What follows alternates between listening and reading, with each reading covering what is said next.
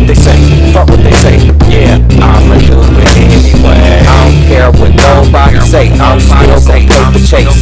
I'm still gon' smoke out, sip champagne, buy the case. I might be wrong, but I still floss. Live life like an outlaw, bounce awkward like a southpaw.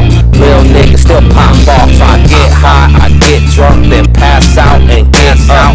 Get chicks in a penthouse like pin-ups, and all us bent up, faded on high grade and vapors, on high beams like lasers. That low grade don't face us. Anyway, I'ma do it anyway. Anyway, I'ma do it anyway. Fuck what they say, fuck what they say, fuck what they say, fuck what they say, fuck what they say, yeah, I'ma do it anyway. Anyway, I'ma do it anyway. Anyway, I'ma do it anyway. Fuck what they say, fuck what they say, fuck what they say, fuck what they say, fuck what they say, yeah, I'ma do it anyway. I don't care what nobody think, I still smoke, I still drink. It's still been a finger to the law and still I do butter wrong. I'm still like no fuck skipping, straight heathen, no true religion. Fresh dress, leather with denim, only bad bitches and worse women. Living life to the highest high. Shit, it ain't like I live twice. I'm married to my hustle and I'm loyal to my only wife. Spending money like what price? Weed and sex, my only vice. They say I shouldn't live the life of hoodlums, but I'ma take my own advice. Anyway, I'ma do it anyway. Anyway, I'ma do it anyway. Fuck what they say, fuck what they say, fuck what they say, fuck what they say, fuck what they say, yeah, I'ma do it anyway. Anyway, I'ma do it anyway. Anyway, I'ma do it anyway. Fuck what they say, fuck what they say, fuck what they say, fuck what they say, fuck what they say, yeah, I'ma do it anyway. Do it anyway. Do it anyway. Fuck what they say, fuck what they say, fuck what they say, fuck what they say, fuck what they say, I'ma do it anyway. We wanna snort all the drugs.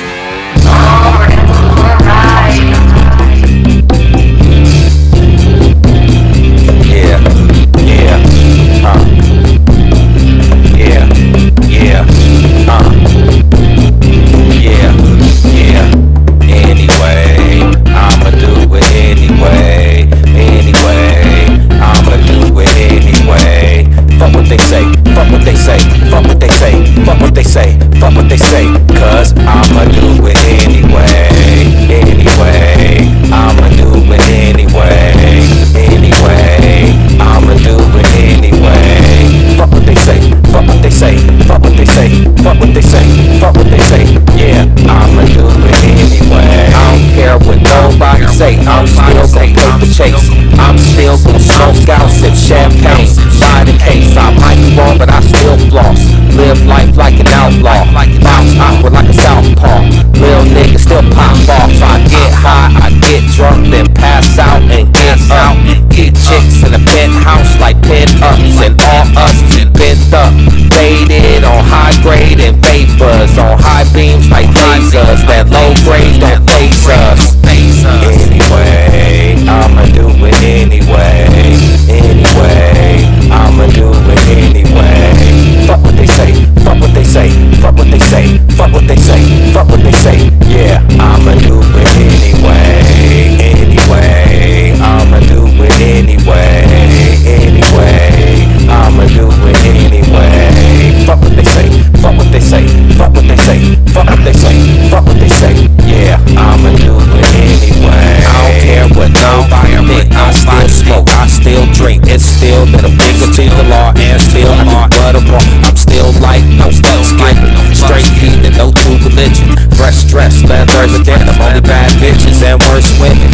Living life to the highest high. Shit, it ain't like I live twice. I'm married to my hustle and I'm loyal to my only wife. Spending money like what price? Weed and sex, my only vice. They say I shouldn't live the life of hoodlums, but I'ma take my own advice. Anyway, I'ma do it anyway. Anyway, I'ma do it anyway. Fuck what they say, fuck what they say, fuck what they say, fuck what they say, fuck what they say, yeah, I'ma do it anyway.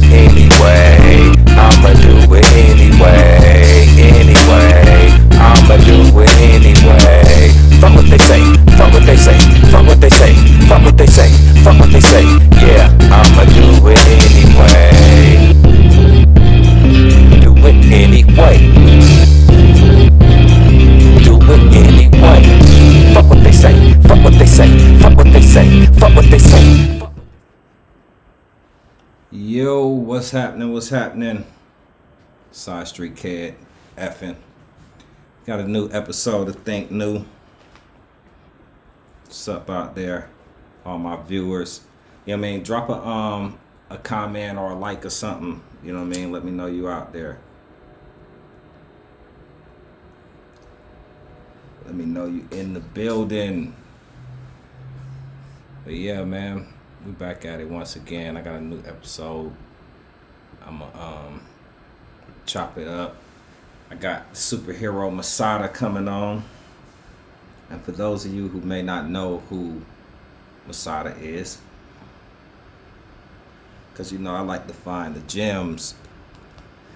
Now, honestly, most people I've had on my show so far are actually friends of mine that I feel are kind of amazing in their own rights. They do things that I think is dope and that inspire me, and I would like to kind of get the story out and let other people know what's going on as well. Masada is a female MC, and I'm not gonna say too much because I want her to be able to tell her own story in her own words. But she's a female MC. She's been on some notable albums, probably some of your favorite artists.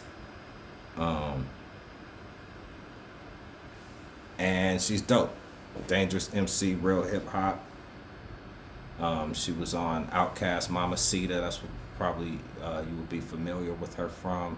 You know the song Mamacita, Papa Donna, Mamacita. That song right there.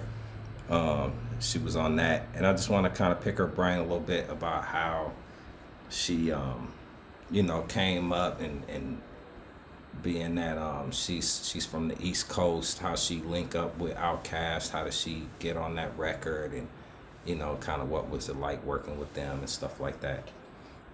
So yeah, man, I'm getting to it. By the way, I got Side Street Cat apparel for sale. You know what I mean? You can always hit me up, DM me, let me know you want some. You know what I mean? I got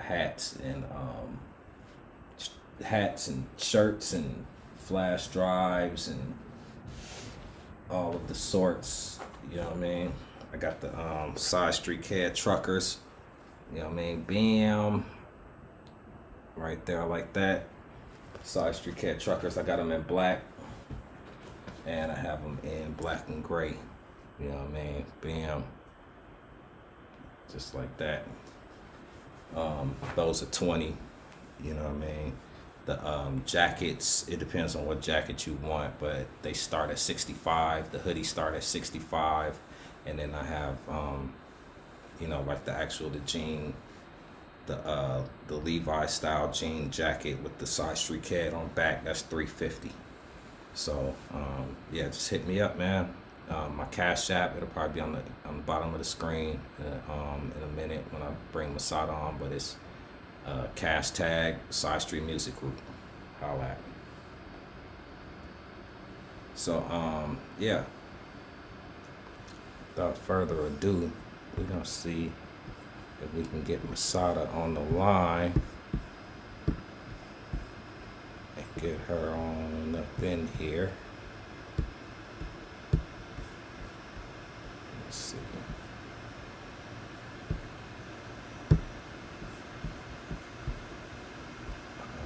Probably call on FaceTime.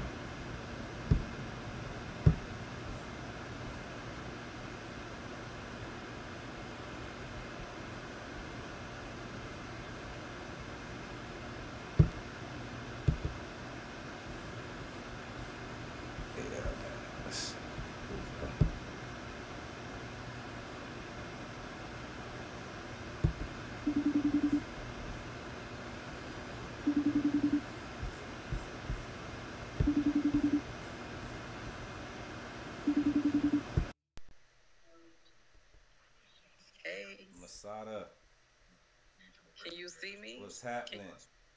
Can you see me? I see you. I'm just making sure. Yeah, hold on, I'm about to get you in here live in just a minute. Okie doke. Alright, let's see. Here we go. Bam. Like that, like that.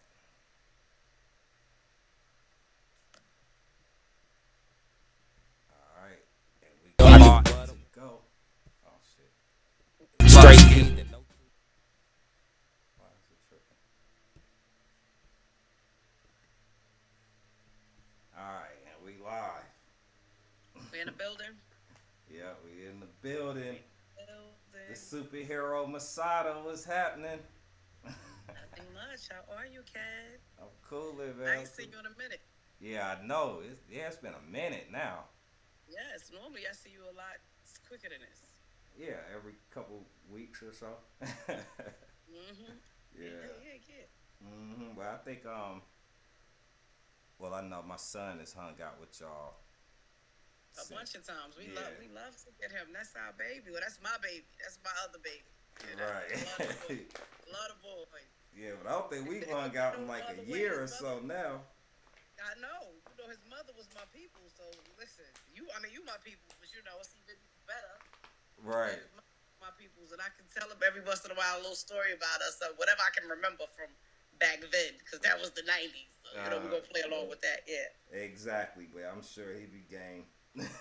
Absolutely. He listen. He'd be like this. What else did you guys do? I'm like, yeah, we had a good time. We used to tear up the the Oxygen in Buckhead back in the day. That's where I met her. That used to be one of my Open spots mic. too.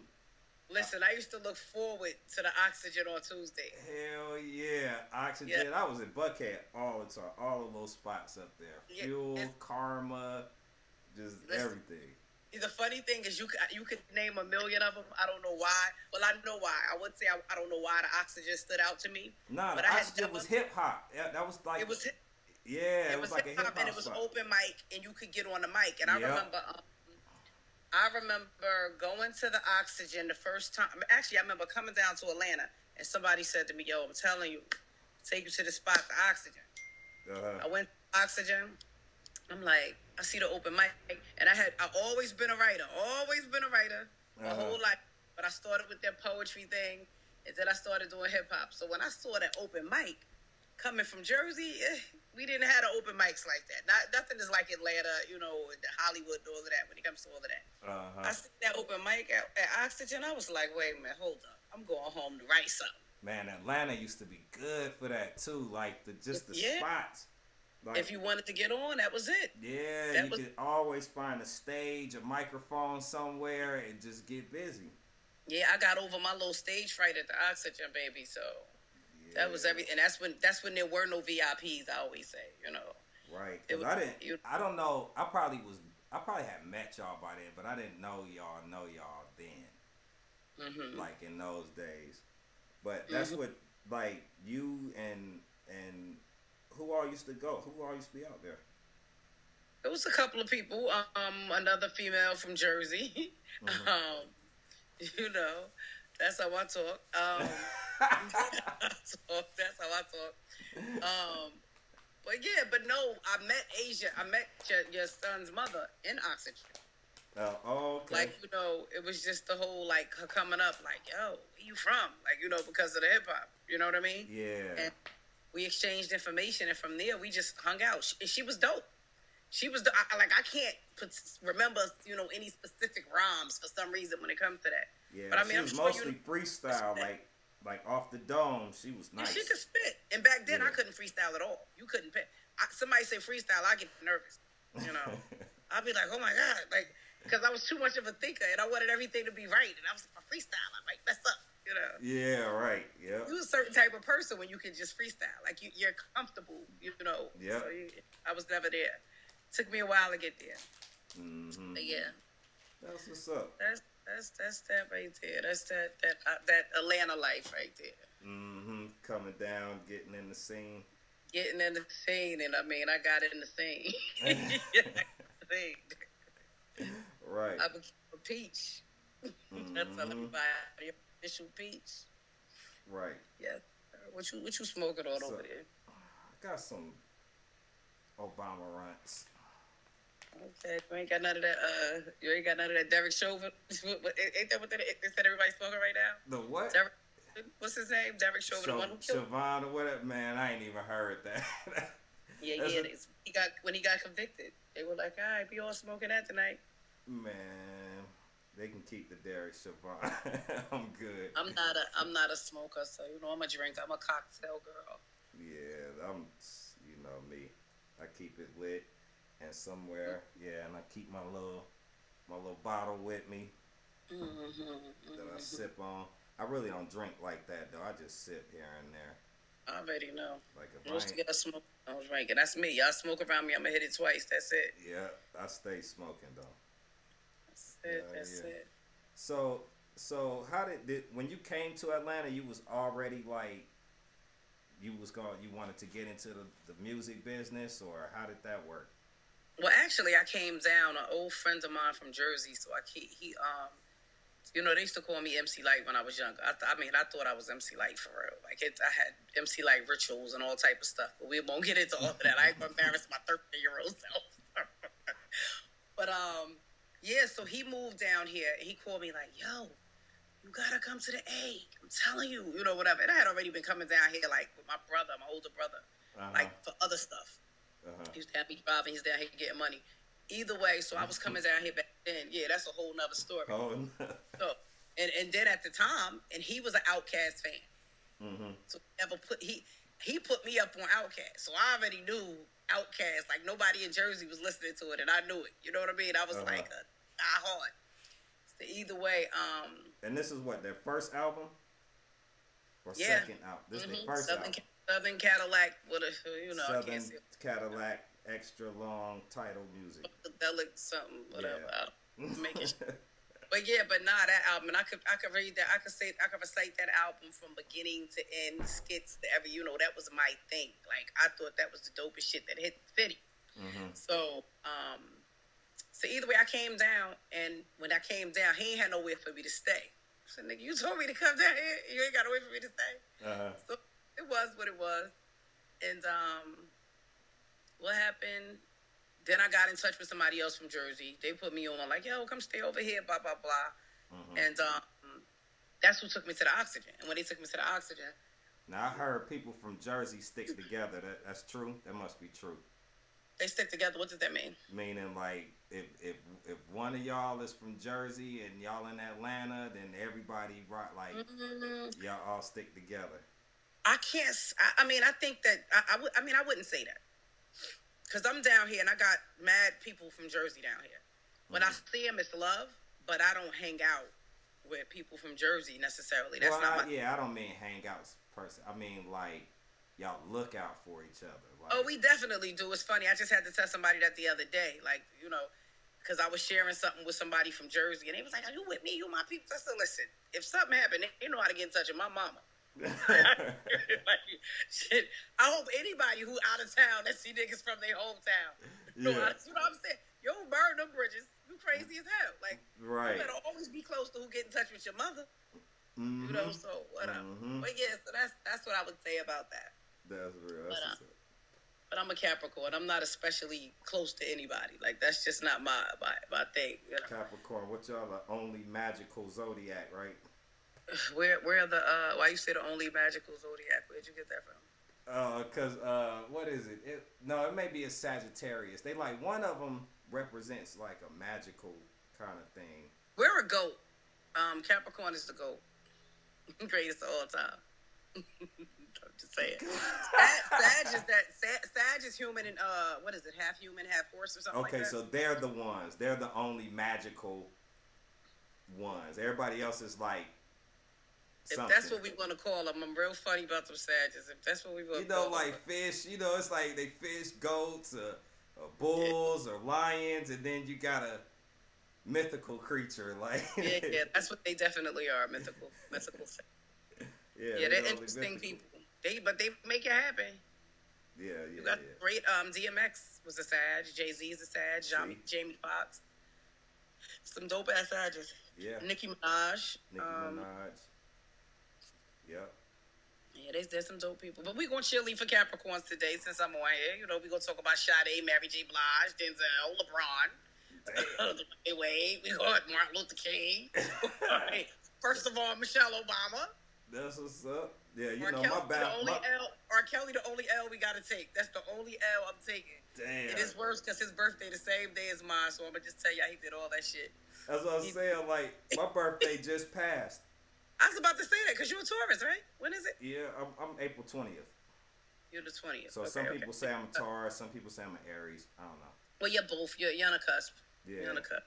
But the bad part about it is I share birthdays with Hitler, and people love to remind me of that. Ooh, Hitler. Yeah, they be like, "Oh, you got the same birthday as Hitler." I'm like, Yeah. I'm sure it's somebody else too, though. Like I think it's like Gandhi and some other people. Oh wow, that would be interesting if Hitler and Gandhi were born on the same day. Yeah, don't quote me on that. I know we live. I was about to say. I know we live. I don't get that deep all into it, but I think it's somebody like Gandhi or somebody. All right, I'll Google. Now you're gonna have me interested in looking at it. So I need to. I ain't no deal. I never even thought to look for Gandhi's birthday. I know it. When I be getting into that, but yeah, but that's the that's my whole little Atlanta thing. I mean, and then when I came down there, actually in Oxygen is where I met Organized Noise. Oh, for real? In the Oxygen, absolutely. I was in there, and they was actually in there. They were in there. Ain't that crazy? They didn't go out that much. You understand? That's what makes it so fun. That's how you know it's like that's how it was meant to be. Literally. Well, I've heard Ray say that I met him first. Oh, but okay. And Rico will say I met him first. But I remember it.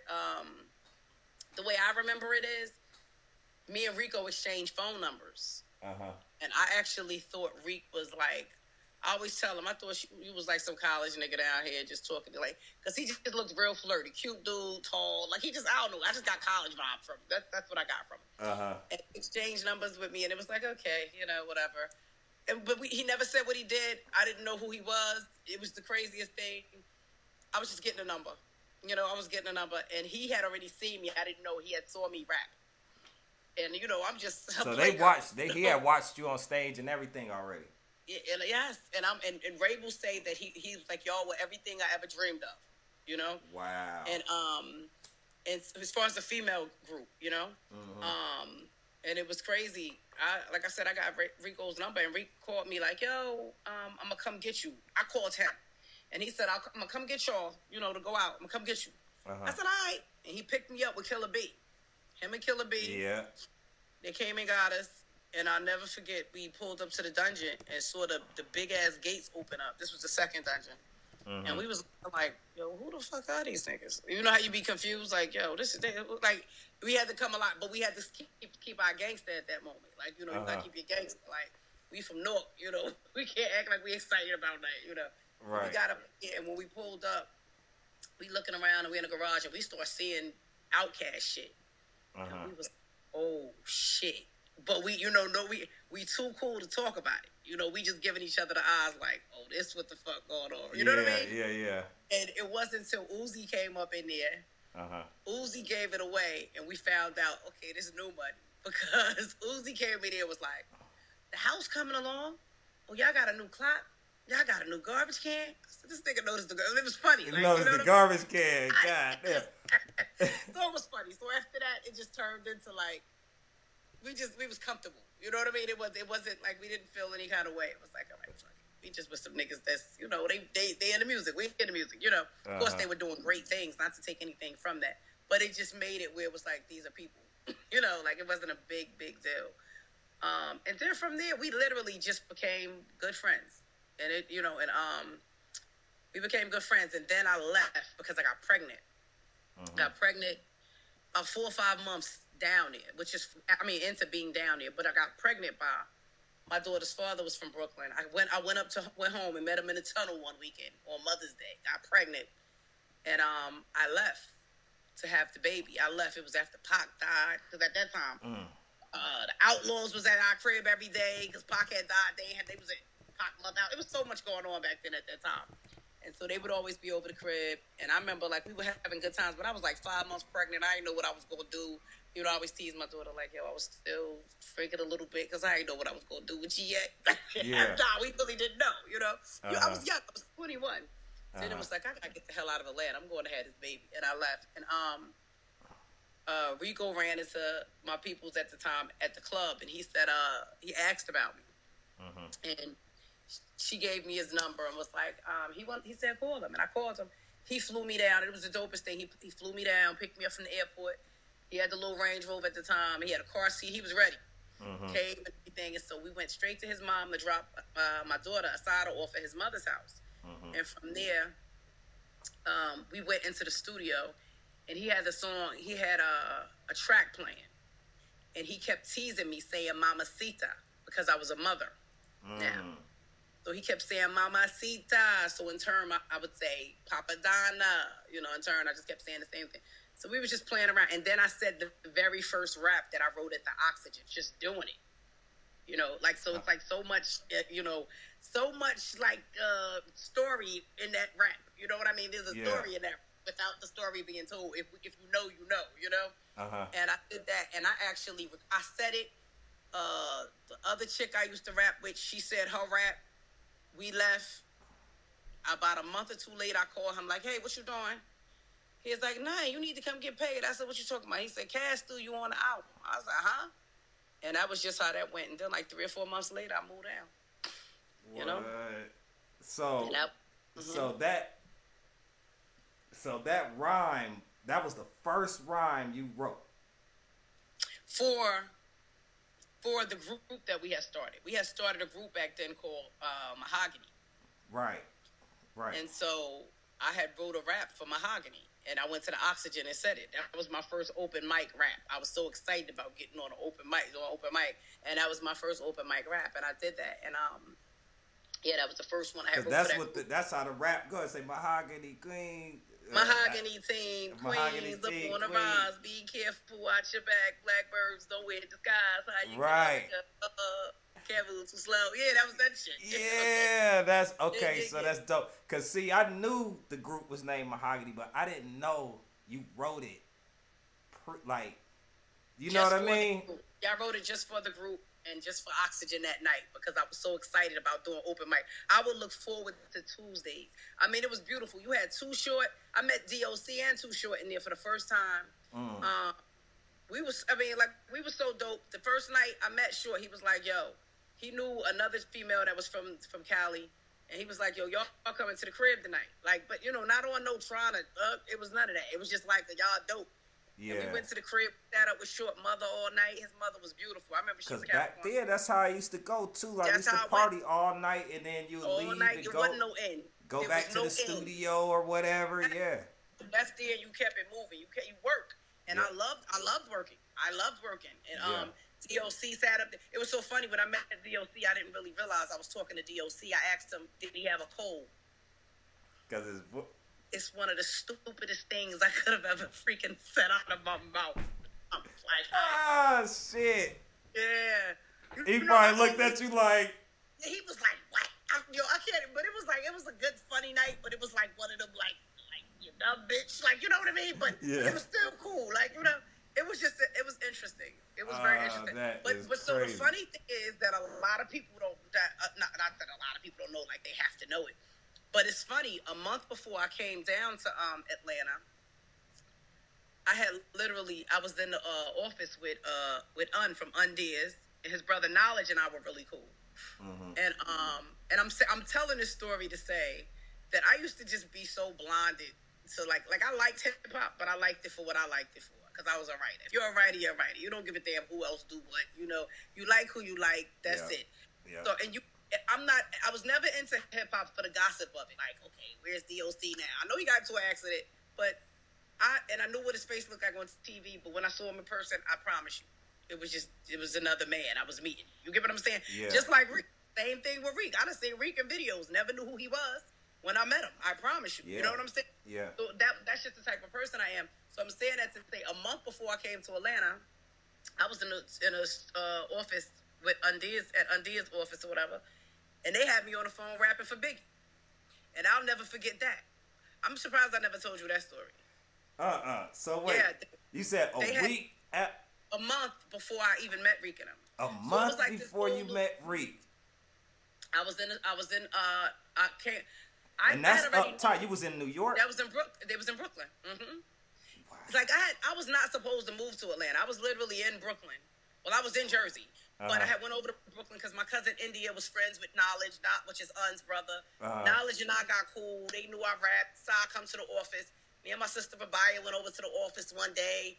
We in there, they like, yo, we having great conversation. We talking about hip hop, and I'm saying shit like, why does Little Kim have to rap about the stuff she's rapping about? That's holding black women back. You know, I'm just on my pro-woman shit, you know, whatever, which is funny because now I look at her now and I be like, yo, she's still an icon. You know, but when you in it and you that young, you look at it and be like, you fucking the game up. You know, well, yeah, because you in it, and it's competition and I everything. still ain't gonna say nothing about what none of it might have did to the game, but I will tell you, I respect her position. Like, I ain't gonna let nobody take that position from her, who she is as far as queen when it comes to this shit. At this point, right? At that point, I was in it. You get what I'm saying? So I was running. You know what I mean?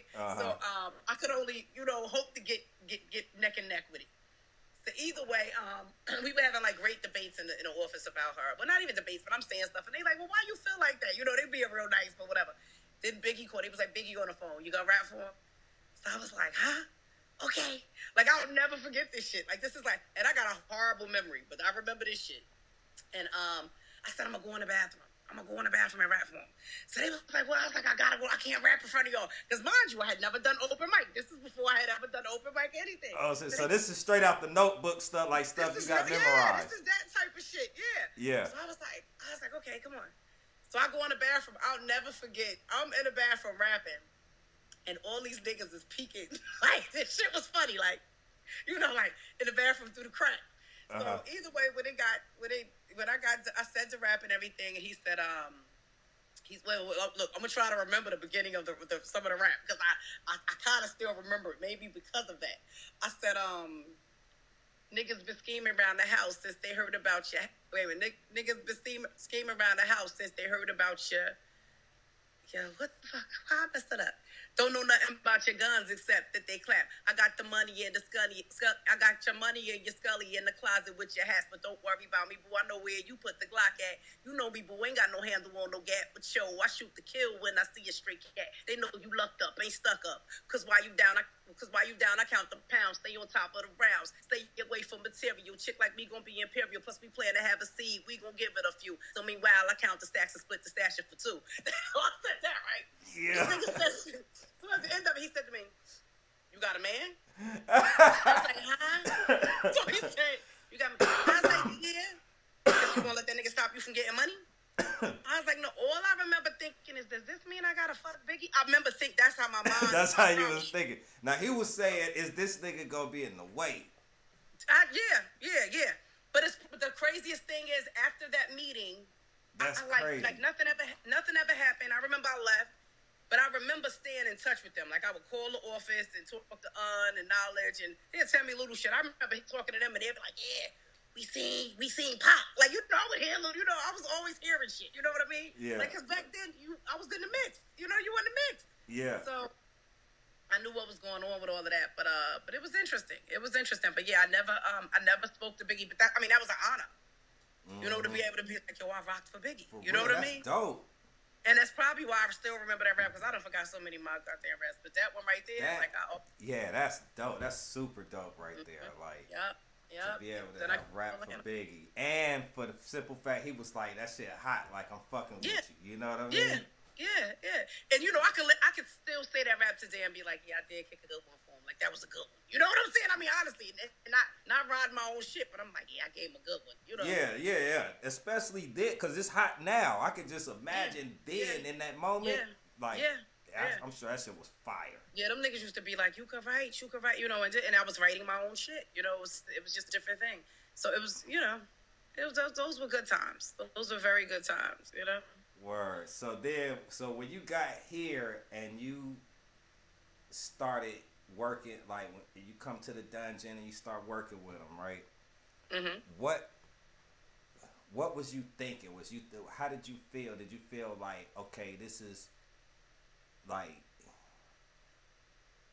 I mean, did you think it was going to lead to something, or was it like supposed? Of course. So it would have been, you'd have been wasting your time. I mean, I was, you know, Rika tell you, I was a workaholic. You know, Rika wake up and call me sometimes and be like, "You dead fire." So like, I would beg the engineer to stay. You know what I mean? Yeah. I stayed in the studio. I just had a lot. I was very distracted. But But outside of me being, and when I say distracted, just because it was new to me, there was so much excitement and fame. And when I say fame, I wasn't even doing nothing. I was on a double platinum album, but it wasn't like I was known. I did, you know, my name was in a Source magazine. But if you were in Atlanta and if you knew, you knew. But a lot of it, no matter how much fun I was having, I was really shy to a lot of that shit. So I didn't really know how to handle it. Like, you know, it was the time Ludacris used to beg us to come up to the studio, to the radio station and do a drop. I was like, how does a drop go? Like, in my mind, like, I couldn't even process doing some of this shit. Nobody told me, so I just wouldn't go. Yeah. You understand what I'm saying? Like, I just didn't know what to do. And nobody was, like, telling us, you know, I didn't necessarily have a manager. You know what I mean? Like, we're supposed to have we didn't really have a manager. That was directing us, like, okay, come over here. You could do this over here. They want you to do this over here. That type of thing. So I would just be out, and people would come up to me and say, I want you to do this. And I'd be like, okay. But, you know, I didn't know how to follow through on any of that, you know. Yeah. And I never signed. I never signed to anybody. Yeah, because I especially at that time, I'm not sure that anybody signed anything. Like, it was more like a family. It was a family. And, people would be like, you could go in a dungeon and just record? I used to be like, yeah, because you couldn't anybody just do that. I didn't even realize that is what you know what I mean? I never realized it because the relationship was just so cool. It was so, like, I can honestly say I felt very fortunate to fall into that situation. You know, it has its fortunes and its misfortunes, but I can say the fortunate part for me was I always like it's certain people that you can only like Rico play a track, I can rap. Rico could play something, and I'll be like, it gets me comfortable. Somebody else, I'll be like, okay, it's something. I don't know what he do. I don't know what he do, but he just knows how to set it up for me. You know what I mean? Like, son, that's you. And I'll be like, okay, you know. And it's just, it's perfect. Yeah, that's what I was kind of wondering. Like, did you feel at home, or did you feel? Yes. Yeah. Yes. I felt totally at home. I felt like it was never no pressure. And the thing, like, I always hated, I couldn't really rap on beat. I have no rhythm. Like, you know what I mean? I have no real rhythm. So that was always the thing is, you know, and to know me, you know me, you know that. You be like, she don't know, but she don't. Like, she doing it, but she, you know what I'm saying? I remember for years being like, yo, if they ever ask me to do Mamacita, I don't even know when the fuck to come in.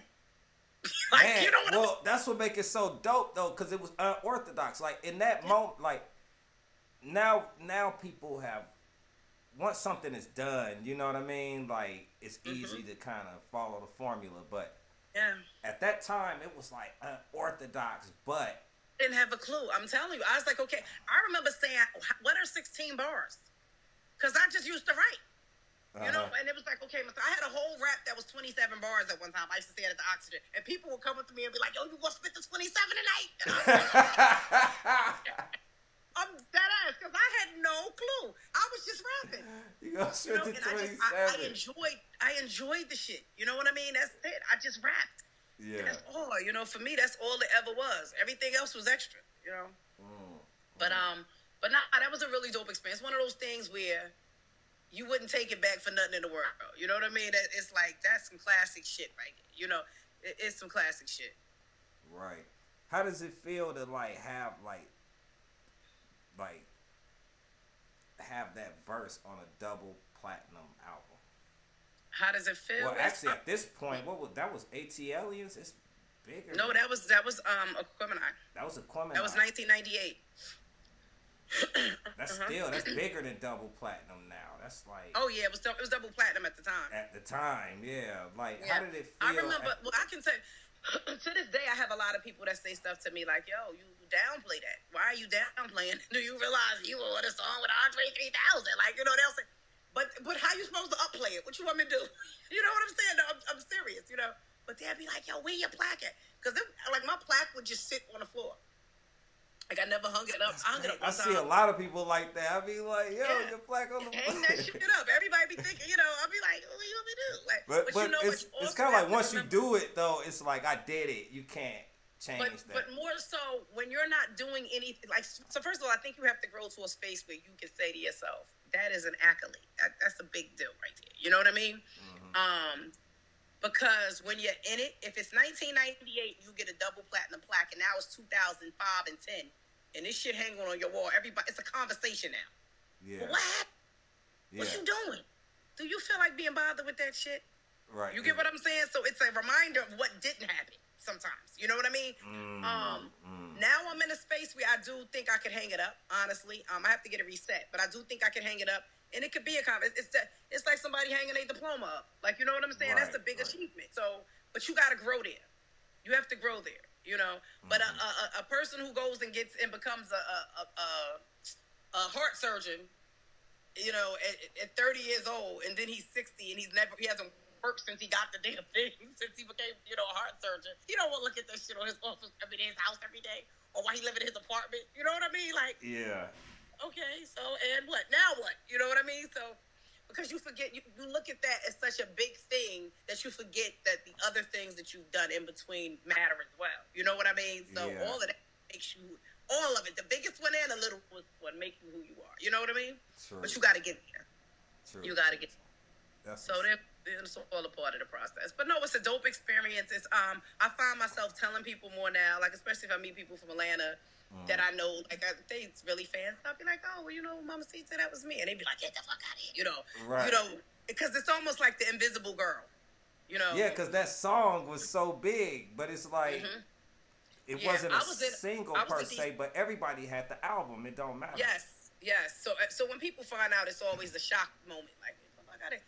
But I remember one time I was in D.C. with Cass. Like they had performed and I happened to be there and I came and you know whatever. And I was with Big Boy, and the girl said, I don't know if he said who I was first or she asked. And I remember this girl, she was Spanish. She said, I thought she was Puerto Rican. I thought she was mad. That shit was funny to me. Like, you know what I mean? I was like, damn, I'm disappointed in some people. Like, you know what I mean? Because it was like, they must have been, like, going off. Like, they got a Spanish song. Like, no. Yeah. Because, I tripped off of it. I was like, damn, they got a Spanish song. Like, and just the way it clicked, it was dope. But it wasn't a Spanish song. It just was. But then you had Bully at the end of it doing that, whatever he was saying. You know what I mean? He was saying all his stuff, so I'm like, it's in Spanish. Yeah, but it was in Spanish, and I thought that was dope. Bully was on it, and it Witch Doctor, it was dope. Yeah, but man, I don't know. I think it came from left field for OutKast. I know for me personally, I wasn't expecting it, and I was I was right there with him. You know what I mean? Like I was right there with him. I wasn't expecting it. It just kind of came like, oh shit, you know what I mean? Yeah. But I think that was like that whole moment of them being like, we doing something different. Like, because that same album has Raekwon on it. Yep. You know? Yep. So that was that up top feel. That they were going for up top. And so that was a big deal. And I just I got in the middle of it. I was one of the up top people, you know? Yeah. Which is funny. Me and Raekwon both Capricorns. See? So, maybe funny. It's a Capricorn thing. It just I never clicked. thought about that now. But everybody was on that album was a masterpiece. Yeah, it really was. Like, my God, Liberation. Oh my God, that shit was nuts. It was crazy. Like it's you know what I'm saying? It was like, crazy. That shit was like, you know what I mean? Like yeah. It had Liberation and it had Spodioli Dobalicious. That fucking what that nigga say when the record player get to skipping and slow it down. All y'all can say third them crowds, but I still did. Yeah. Listen, that shit was so crazy. That was crazy. That kind of put them on that album. Put them on a level. They got the 5 mics in the sauce. That's the 5 mics in the sauce. Yeah, that's a 5 mic album. That's wow. That shit was nuts. And it was the album that if you slept, because what was the first album was the Southern Playlist. Was that? Yep. Was Equipment a second? No, ATLians was second, and then Equipment. Yeah. So it was that album. If you slept on them, that was the end of the sleeping. Yeah, because I remember the reason I remember that album the most was because, you know, music was always being made, and stuff got shuffled around. This song is for that, and that song, and this verse, and this, you know how that shit used to go. You know what I mean? Mm-hmm. And so when the shit got slicked and polished over, and it was in the magazine for the first time, Reek tossed the magazine at me with the advertisement. You remember it was looked like a comic book, like a cartoon. Pimp and the poet shit. You know what I mean? Because people was like, "Is that y'all on it?" We was like, "What they got to do with us?" Like, you know, they just automatically thought it was the introduction of mahogany or some shit. Like, I'm telling you, I heard so much shit. I'm telling you, people was really thinking like the dungeon was formatted or something. They're gonna introduce these girls next. I'm telling you. It was wild. I was calling it Aquamini. I was like, they fell out laughing. I said, what is Aquamini? He was like, nah, Aquemini. The big boy was like, nah, you know, I'm an Aquarius. Yeah, Aquemini. But man, that album, everything about it was A1. You know what I mean? And then I had a couple joints on Cool Breeze's album, but they got taken off. But we had fun with that because we were giving Cool Breeze names of blocks up in Jersey, and he was saying them on his joint or his raps and stuff. We was having fun with it, but we just said, they can do it. They ain't gonna put it on there. But yeah, sure did. We was playing with it back then. It was a good time. Yeah. So if you could say maybe one, like your most memorable experience through it all, what do you think that would be? Like, what would you say that was? My most memorable experience would be going to the mall with Rico one day and him going to buy what is that book? I mean, what is that song? Imagine all the people. What is it? Is it who sings that? That's see, I'm a kid. Don't laugh at me. I'm a kid. First time I heard the song was Tracy Spencer. But no. I know, but she was singing what's his name? The white dude. Paul McCartney. Was it Paul? John Lennon. John Lennon. Thinking, but I could be wrong. Hey, okay, know, so I don't know why John I said Lennon. Paul He went to get the John Lennon book, and I don't know what he was going to sample or what he was going to do, but I remember him getting that, and I remember like that was just an experience because, like I said, I've always been a writer. I never been into music, not trying to catch the beat. None of that mattered to me, but I remember us going to the mall, getting that book at the bookstore, it's a bookstore. So we went to get the record, not the book, and then we went to LaFaith, and he was inside, and it was just a proud moment in the sense of I just got to see him as a professional, like you know what I mean. Like he was going in. Like I didn't go to the office with him. I didn't do nothing. We sat out in the lobby. We actually probably sat out there about an hour or two while he was in his meeting. Yeah. And I don't know. It's just something about that experience. Like, you know what I'm saying? Like, those are like intimate moments. Like, you know what I mean? Like doing regular things. Like, but music. Yeah. As funny as that sound. Like, you know what I mean? That's like one of my moments. Like, yeah. Everything else is regular. You know, everything else is regular. Like, yeah, we spit, we rap, we was in the studio. Goody Mob used to give us a hard time. They used to walk around, son. You know, doing all this. Yo, we started coming to the studio because y'all was from the East. Up north, yo. Yeah. It was so, like, he was when like... When the East is in my house, oh my God. Yeah. But I'll tell you, Backbone said to me a couple of years ago, he said, he's like, yo, we used to get y'all a hard time. He said, but I'm going to tell you know why? We ain't never heard no females rap like that. And he said, I ain't never heard no females rap. I ain't going to say he said, everybody said. But, you know, but that, and to me, that meant a lot because he realized, like, yeah, we was a little rough for y'all. Like, you know, because it was like they'll see us and be like, hey, but it was because we was girls and we was from up north. That experience, I could tell you whether they realize it, you know, when I say they, not necessarily organized, no boy. But a lot of people in the circle, whether they realize it or not, that was hard for us. Like as far as like the dungeon family. Being females and being around all those. It was no other female rappers per se in the dungeon, especially not in the beginning. No. There was a few singers. Yeah, but singers, definitely singers. You had Joy around, you had Esperanza, you had people around. But when it came to hip hop, we were the first. You know, like you know, and so it was like that shit was hell. Like, you know what I mean? Because you're trying to be nice, you don't know how to be nice. You know, you giving more yourself than you want to give, or you know what I mean? And you just, it's a lot of shit. You know what I'm saying? Because you just trying to, and you like it here, but you still don't know. You know what I mean? Yeah. So it was a lot of shit. Yeah. It was. That shit was, you know, when they see it. I mean, like I'm talking about nights where we would go home and talk about it all night. Like, yo, what the fuck? What this nigga said? You know what I mean? And we from up north.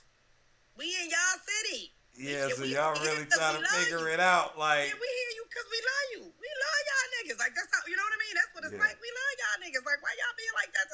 But, you know, it's all a part of being young, you know, and, you know, for whatever reason it went that way. But I mean, I can honestly say I had good times. I I did. It was quite the damn experience. That's dope. In your opinion, being that you was like on the field, like you were saying earlier, with Lil' Kim being like, she kind of was in that slot at the time, like her and Foxy. It was her and Foxy. Yeah, her and Foxy. That competition was like everybody was looking at that. It had not Lady of Rage and all of that kind of to the side, because you know what I mean. Even Eve was out, but Eve was dope. She was dope, but I mean the competition was between. That's what we were focused on as far as women in hip hop at that time.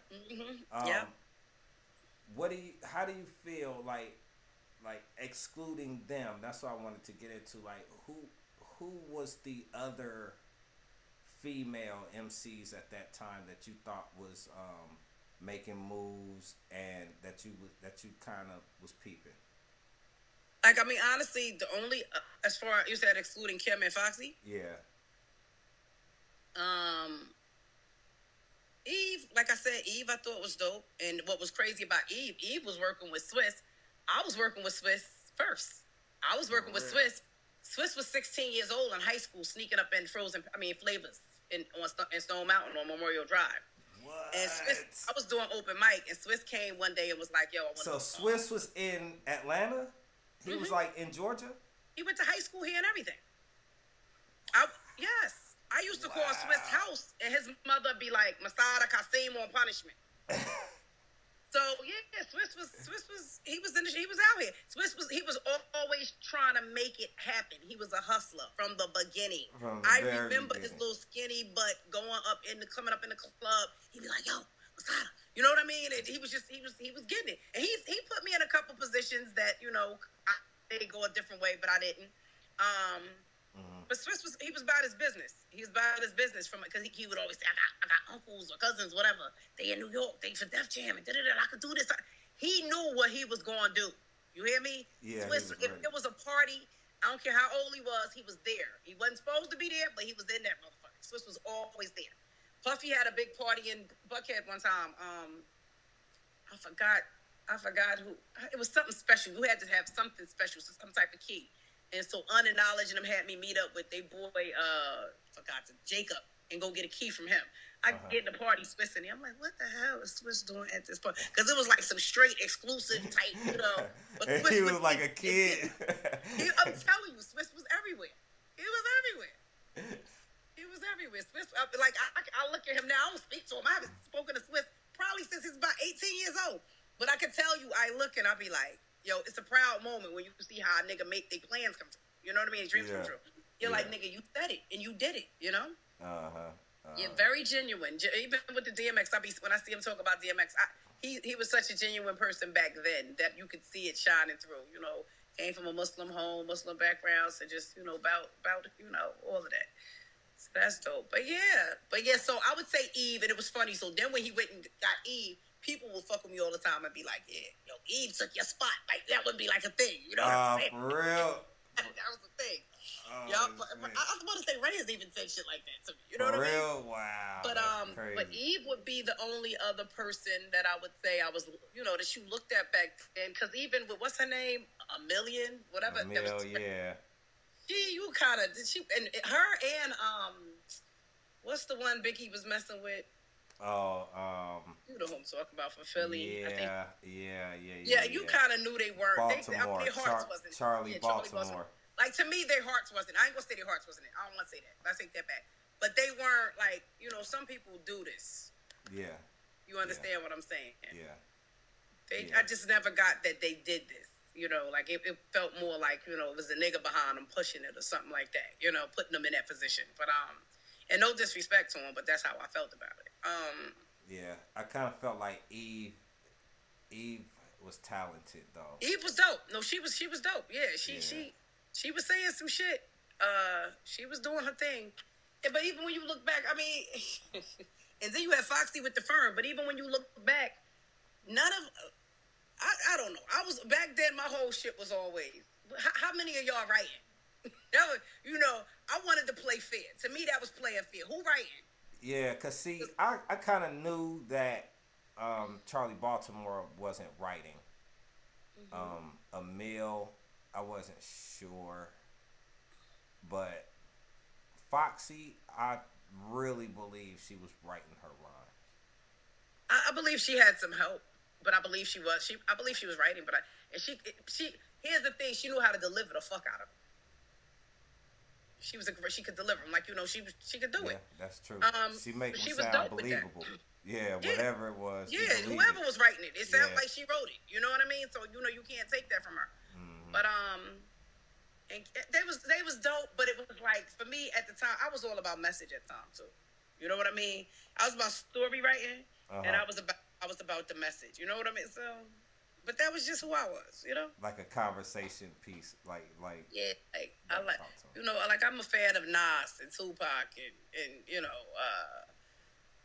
come on now. So you can't just give me a rhyme and I'm gonna run with it. Like, so, who would be your top 5 lyricists? Just all time, male, female, anything. Even when I see these things, I don't know when I see them online on Instagram, if somebody put top 5, I'll be like, Andre 3000 will always be in top 5. I don't know where to place him, but he will always be in the top 5. Yeah, because I mean, you really can't have a real top 5, but just to get you gotta say Jay-Z's in it. You get what I'm saying? How do you not put Jay-Z in the top 5? Then, if you go into an era, you gotta put Rakim in it. You know what I mean? Like, and Nas gets dope depending on how he feel that day, though. You know what I mean? So he be dope. Yeah. Nas can make me mad sometimes, much as I love him. Biggie ain't got enough albums to be a top 5. I don't care what nobody say. He ain't got nothing, But that second album kind of counts. I hear you. Because he got more albums than Rakim, if you count that as... if you want to go there, okay. You see what I'm saying? Because he got a double. Then you got, then we could go to goddamn, KRS-One. Yeah.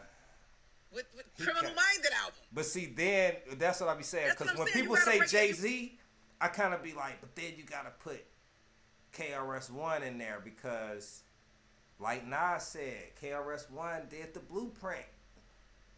And I hear you, but I'm gonna say this though. So that's why I say you have to do eras. You can't do. It gotta be an era. It gotta be eras. 80s yeah. era, 90s. You know what I mean? DMX was fucking dope. I mean, but it just. What are we talking about here? So I can't play that game. It's not fair. It's not fair to the artist. It's just not fair. It's not fair. And I mean, and it's sad I'm naming all these. Okay. So, how about this then? How about name 5 artists that you would say would never be in your top 5?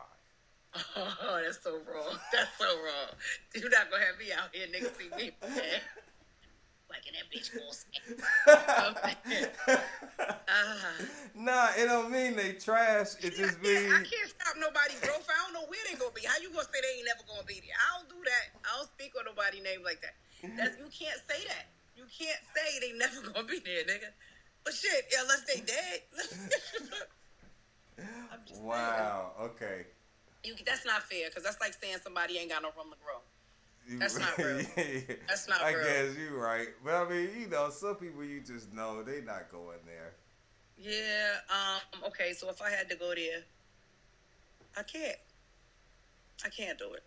It's I can't. I mean, because I don't even know how to speak on nobody like that. Like speak that like about nobody like that. Like they whack. Yeah, That's I'm not saying they whack. You know what I mean? I ain't trying to. Yeah, they whack. If they ain't never gonna be top 5, then they whack. There's no nice way to put that. You really asked the question the way you acted. It is what it is. Faced already. Like, let's keep it 100. Oh shit! Damn, that's fucked It's up. a lot of people that's never gonna be top 5. You got more people that's never gonna be top 5. That's what I'm saying. It's a lot of it. Just like hip-hop, it just mean personally, because it's a lot of groups like that I don't listen to. Like I know they'll never like Insane Clown Posse will never be in my top 5. Like it don't mean they trash. I actually kind of like them, but they'll never be in my top 5. Your top 5. You know what I mean? Yeah, I mean it's dope people, but it's just because I got people who I like some of their songs, but they'll never be in my top 5. But Kid I don't Rock. Know. I like Kid Rock, but he'll never be in my top 5. But I'm not gonna. I wouldn't even. But I don't even. That's not what I put out there. I'm not into that. I'm not into that. That's what. Nah, that's some shit I saw on Drink Champs one day. I thought was hilarious. They went around the table on people they thought would never be in their top 5. So people said it. Oh yeah, they went. They went Did in. They see anybody really popular? It was people. Yeah, it was people. Like I'm trying to think of some people. Like, cause you know it was who was on there? Was that Mad Lib he had on there? I haven't seen it. No, Mad Skit. Damn, I don't want to get the fucking up blaming the wrong person, but they was on there. He was just saying like, you know, for real, like it ain't no disrespect, but he was like, you know, it's just people that'll never be in his top 5.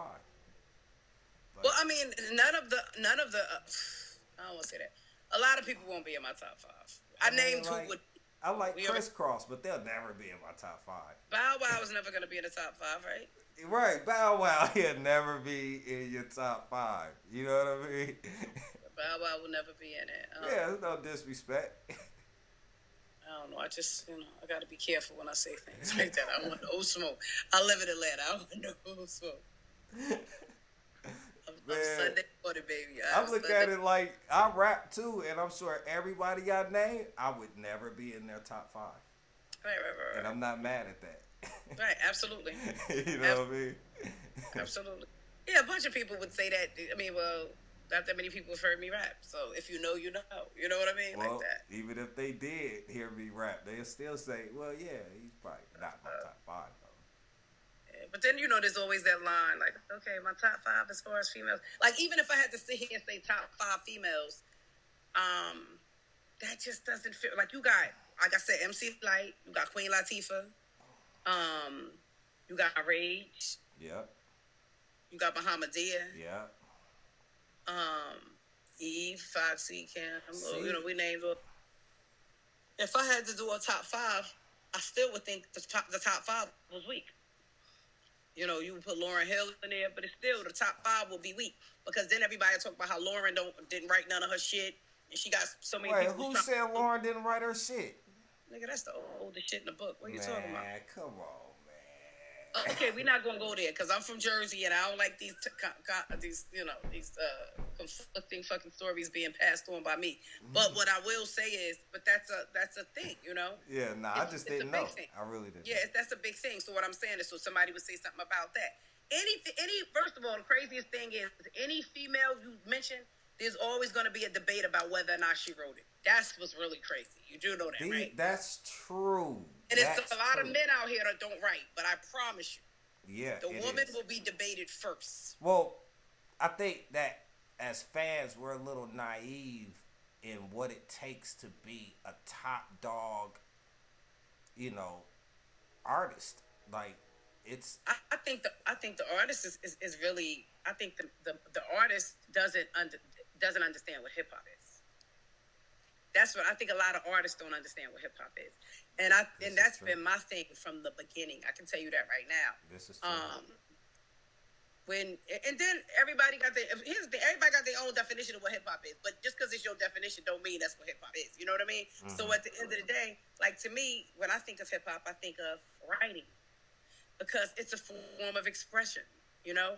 And when I deliver, I'm delivering how I feel. I'm delivering my story, you know?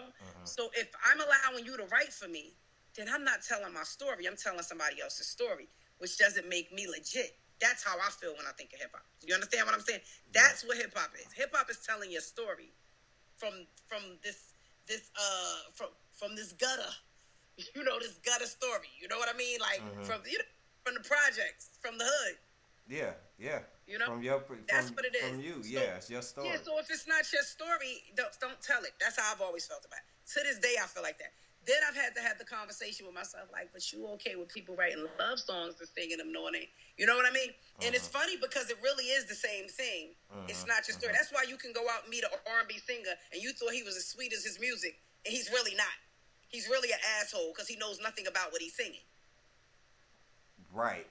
That's true. That's true. Yep. He's never experienced none of that shit he talking about. He ain't married, so why is he singing about his kids? You leaving with his kids? His wife left him with kids. He ain't got no goddamn kids. You know what I'm like? You have Tupac. Tupac used to say his daughter, he ain't had no kids, but he was still writing that shit. He was writing from another point of view. I thought he did have a daughter.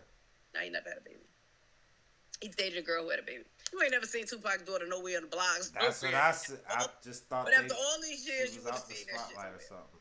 No, he never had kids. So I'm just saying, like, it's just that we know of. That's publicly known is what I'm saying. Yeah. But I gotta put my disclaimers out there repeatedly and shit. But we know. Yeah. But yeah, but to me that's just the thing. I don't know. I'm strict like that when it comes to that writing thing, like that artist thing, like. You know, you wouldn't allow Picasso to give out somebody else's work. You know what I mean? Like, yeah, he can't give you Basquiat's work. You're gonna be like, you didn't do that. Right. That's true. That's fact. But that's just how I feel about it.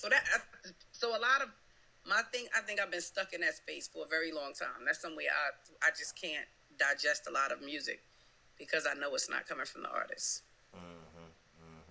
But you can kind of feel it.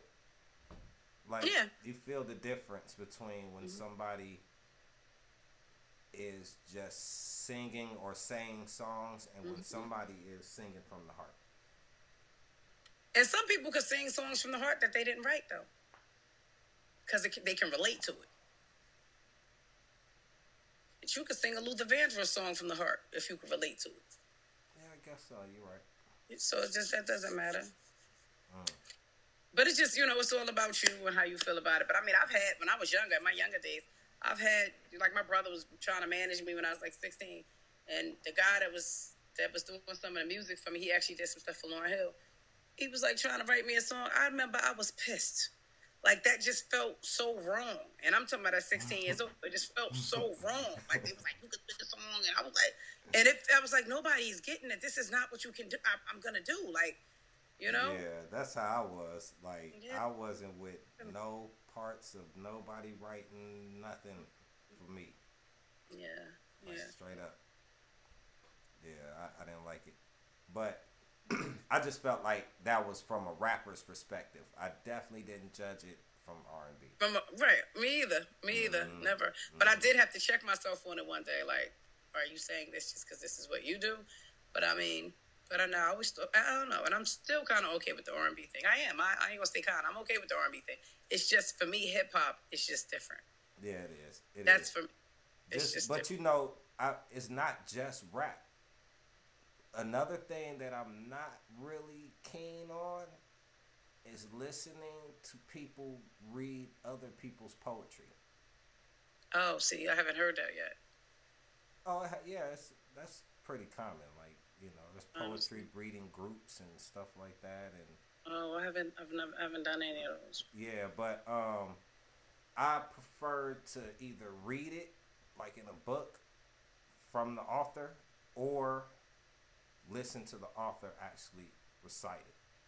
But sometimes, you know, especially with older poetry, like the person's not here anymore, people read poetry all the time. Oh, reading Maya Angelou's poem. That's real corny. That's not yours. But yeah, that kind of bothers me. It's the same like rap poem and shit. Yeah, but or something like that. But don't be coming to no open mic doing Maya Angelou. We done for that shit. That's fucked up. Yeah, I don't like that shit. Yeah, it just, you know, it kind of I ain't throws with me that. off. So I Yeah. think that's what it is. Rap is in the same. It's in the same category. Yeah, rap and poetry. That's that's because to me that's a real form of expression. Like singing a song or R&B song, that's just different. It's like, oh, that just goes along with the feel of things, I guess. But hip hop, that's battle. That's confrontation. These are feelings. I'm mad. Like know what I mean? Yeah. I'm mad. Whatever. Like that. I want to hear from the person who really said it. Right. That ain't. Do you watch? Do you watch battle rap like right now? I haven't watched battle rap in years. I don't do a lot of anything rap anymore. It's just so different. You know what I mean? I don't. Every once in a while, somebody send me something like if you was to send me something, I'd be like, "So look at this. I'll look at." You know what I mean? Yeah. No, I'm asking because I'm into battle rap still. I'll be watching it like it's like WWF to me, man. It's like the greatest. But what's the last battle rap? Go ahead. But look, they having a whole thing right now about ghostwriting. That's what's so funny to me. And I'm looking at it like, how are you a battle rapper and you have a ghostwriter? That's so that's mind boggling to me. Like, so they got ghostwriters in a battle rap? Nah. Yeah, it's like it's ghostwriters writing for people. It's crazy. It's crazy. Nah. You're not a battle rapper. Yeah, you're not. You can't be a battle rapper. See that shit right there? See, if I see, that's what I'm saying. That shit makes me mad. That's why you gotta step away from shit. Like, I'm old school with it. Like, I do this. Yeah. Like, you understand what I'm saying? I ain't being funny. I do this. Like, this is my sport. Some niggas play ball. So I'm just saying, this is my sport. So I don't know how to play like that. And I get really upset. Like, when you take it back to the 90s, like, seriously, I used to be upset. Like, fuck y'all mean? Y'all, she ain't write that. Yeah, if somebody writes something. Dope. Yeah. That's crazy. Yep. So that's why it still hurts me now. But there are no rules when it comes to getting money. It's no rules when it comes to getting money. They just want to get the money. Yep. They want to get the money. Like, where the real MCs at? Yeah, where the real MCs at? I'm stuck on that. Call me old school, whatever. The poet, whatever. I'm with the shits. I want to see the old school shit. Right. Yeah, that's what I like. Like, if I don't know, but then as far back as I can go, you keep finding out that it was a writer. Like I had no idea that Salt and Pepper had writers. Oh, hell yeah. Even MC Light, from what I understand. I could be wrong. And I didn't even want to bring up MC Light because, she's like at the pinnacle. Her and Latifah, they're like... You had Antoinette, Sweet Tea, all of them, but a lot of them, from what I understand, they had writers. Yeah, I didn't know. We knew Roxanne. But then at the same time... Roxanne, huh? But then at the same time, it was like, Big Daddy Kane was writing for Biz Markie. Yeah. And I believe... But Biz was a DJ, too. But I believe Slick Rick was writing for Dougie Fresh. He probably was, because they was in the same shit. Yeah, it's just, And then I also say, I'm like, being from L.A., the first time most people heard rap music out there was like Sugar Hill Gang. And they was rapping other niggas. That was us with the Sugar Hill Gang, too. Like, that was a cool... They was rapping other niggas' raps. So they was what? They was rapping other people's raps. Other people rap. Yeah. Yeah, dude spelled out somebody else's name. I'm like, that's heartbreaking. That's heartbreaking. So do you think that it's any different now? Like if you look at like some of the... Because to me, like, female hip-hop seems to be number one now. It used to be like the little kid sister, but now it is the thing. Well, thank God. How long we just took the back seat? We felt like Rosa Parks. We had to come to the front. No, for real. So that is dope. It's dope to see. Like, I can't even front. I love to see that. I'm still old school. I just wish the message could be different, because at the end of the day, as women, we have so much power. You know, what they say, the man is the head of the house, but the woman is the neck, and the neck makes the head turn whichever way she wants it to. So what I'm saying is, you got to really take your position and make that head turn. Like, you know, you can make the game what you want it to be. Mm-hmm. You got it. You know what I mean? And you can put the proper message out, I ain't acting like you got to be a nun.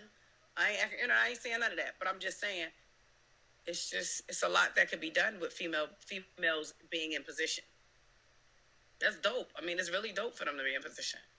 It's been a long time coming. And the thing was always, you could never have two females in position at the same time. That's something that got kicked down.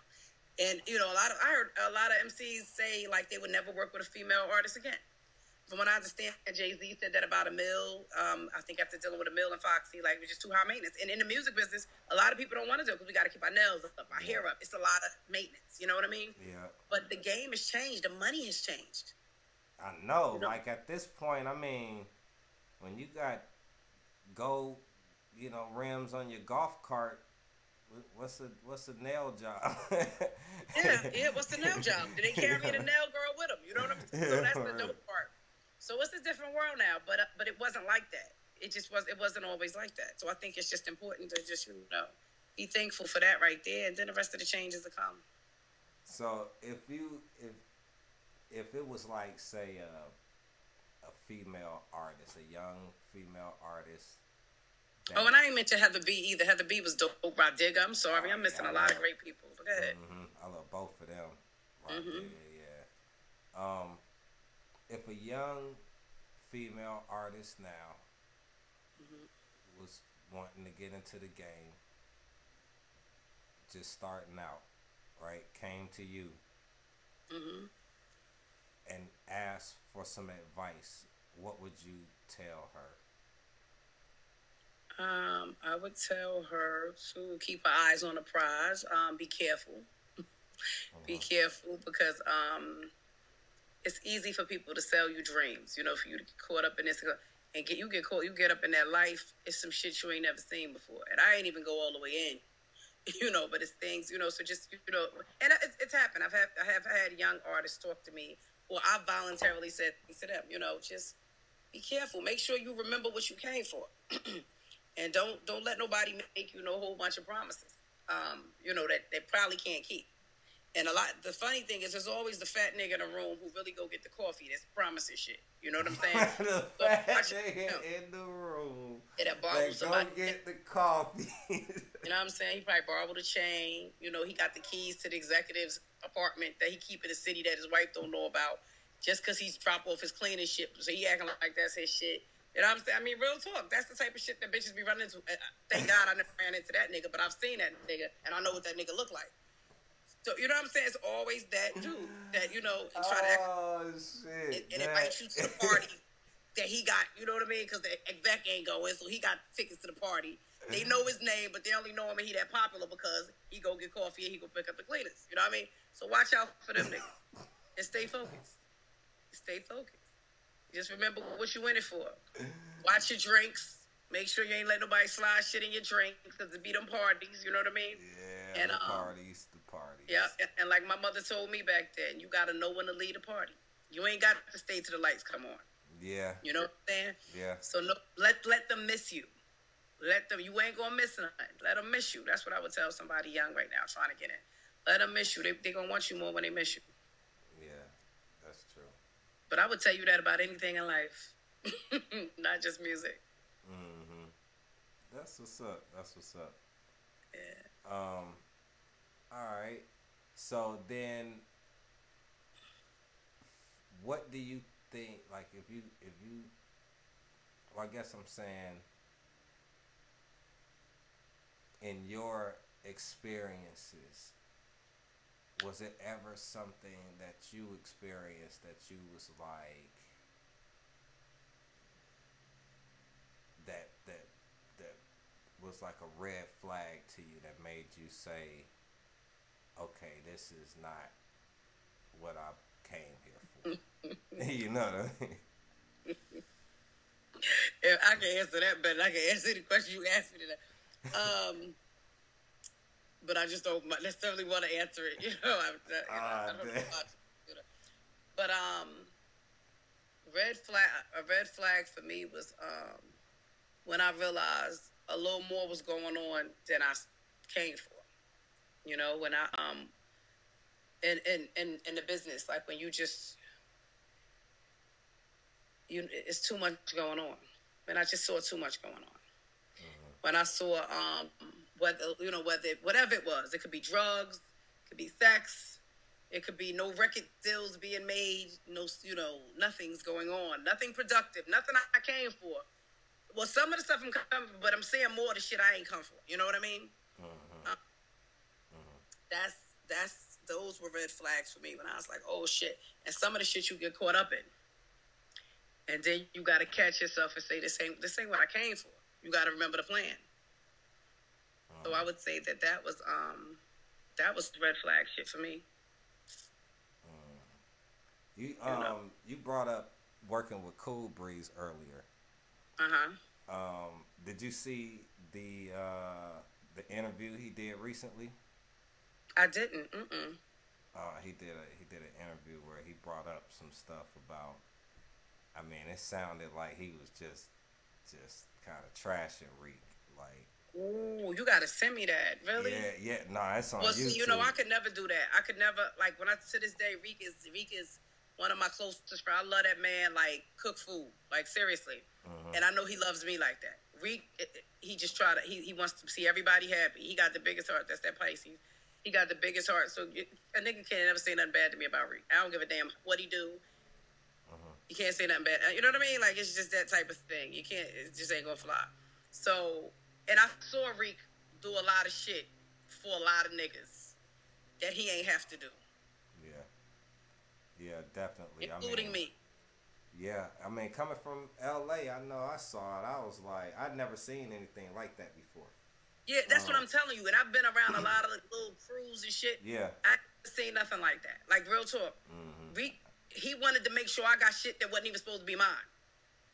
I mean, seriously, like, and niggas hated him for that. Yeah. He to me, I'm not going to say that make him a good nigga, but for me, it make him a good nigga. Now, I don't know how the rest of them look at it, but I just know where his heart is. So I can't go with that. And Breeze my nigga. I can't take that for Breeze, but I was there. Yeah, I was surprised that he I have got to see this interview. Wow. Yeah, you gotta check it out. It's on YouTube. It's like if you put in Cool Breeze, I'm sure it come up. Like, yeah, you know what I mean? But he was just saying, like, he blamed Rico for the fall of the dungeon and his album not working, and basically, like, they stole the Dirty South from him. That was pretty much what. Well, Dirty South was his, right? It definitely was his. Yeah, they always said it was his. I thought it was known. He just should have handled his business. You can't blame no. You can't be a grown man and blame another grown man for not handling your business. It's just like I sat here and said, I got offered a lot of shit, but I ain't know how to do it. I ain't had nobody that taught me the shit. I took the L. It is what it is. I don't think anybody did. Really, you can't be like, Reek and me tell me. Nobody said, nigga, we was all figuring shit out. Everybody was figuring shit out. You know what I mean? Yeah. They of course knew more because they were already in it, but you can't go blame nobody for that shit. You can't. I can't stand by him on that. And I can't, like I said, I don't know what I know he had to do. I don't know what the personal situation was, and me and Breeze were close at the time, but I still don't know what that personal situation was, I remember when he had got signed, and well, I can't say when he got signed, but when Watch for the Hook came out and all of that shit, he was happy to me. Yeah, I mean, it was popping when Breeze got signed. It was popping. Yeah, it was a popping time. Yeah, that's what I'm saying. Yeah. I was at the Watch for the Hook video shoot. I remember. Like, I was there. Yeah, me too. I was there. I was at the shoot. Yeah, like that's what I'm saying. Because when that shoot, I remember seeing Old School Players, that video. We was watching on the tour bus watching it. They had just finished recording it. We was watching it on the tour bus at the video shoot, at Watch for the Hook video shoot. Yeah. But yeah, but that's so I don't know what what Breeze's story is with that. But like I said, him and Reek got their own, relationship. But he was always up under Reek too, like, at that time. Yeah, they was like, that was his artist. Like, yeah, he was right up there. He was saying Rico was his manager. I'm like, I didn't know that. Yeah, I didn't know that either. I thought Kyrie was his manager, but yeah, I don't know. I don't know. Yeah. I don't know that. Yeah, he definitely said Rico was his manager. I'm like, he ran the label. He was like, right. Yo, like, what the fuck are we talking about here? But I'm gonna say this. But then Breeze wasn't the best MC either. Well, like, he probably was giving it up for what needed to be given up at the time, but he didn't give up enough. Because even when you look at Watch for the Hook, niggas rapped more on his shit than he did. I thought, that was the one that was questionable to me. Like, that whole album was more other people. There's so many features on that album. It wasn't like he was carrying songs. So not the shit on him, but it ain't like you came out swinging and letting niggas know what you had either. Yeah, it just was. I don't know. He had a shot at a whole album. I thought Watch for the Hook was a dope song, but it wasn't. It didn't showcase Breeze. Yeah, it just didn't showcase Breeze. All they had him looking was cute, like he was cute and worked out. You know what I mean? Drake murdered that. They all murdered that shit. Get was dope on that shit. They murdered that shit. That shit was crazy. Cujo, and a lot of people sleep on that shit. Yeah, yes. They went off on that song. Shit was, oh my God. And that was after Reservoir Dogs. They modeled that after the movie Reservoir Dogs. They're sitting around the table. I remember the whole thing. Listen, nigga, I remember that shit. That shit was crazy. I was like, that shit was crazy. That was hot. That's all I'm saying. He has, he had a little bit of work to do. He wasn't showing his ass enough, so you can't really blame nobody. But I mean, a lot of people. I've heard so many people. I had people used to call my phone. I used to get phone calls. Yeah. Talk, like, going in, and I'll be like, huh? And this was after I had left.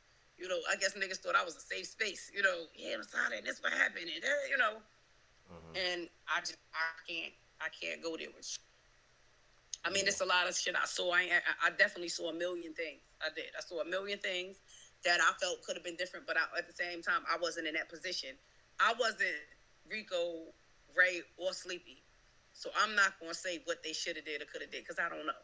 I don't know what they were able to do. Yeah. At the end of the day, when all of us made the decision to rock with them in any kind of way, when you make that decision, you got eyes and you got spirit, you got energy, you can feel it, you know what's going on.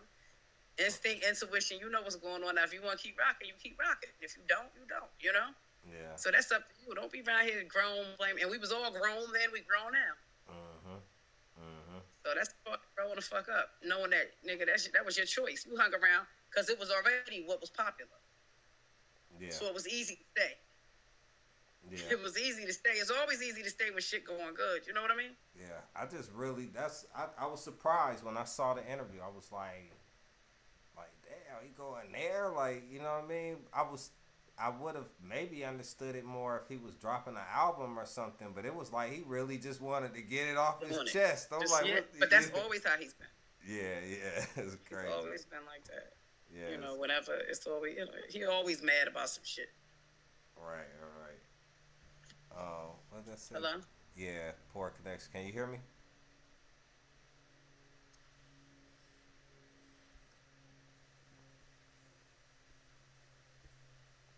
Yo.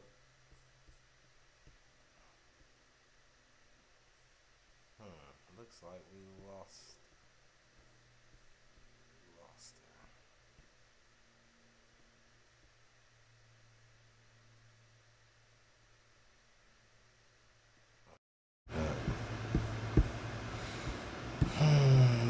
We'll hang it up. Everybody looking at my list. It's so good. I don't even know what numbers those are. We're gonna try and get her back on. That was crazy.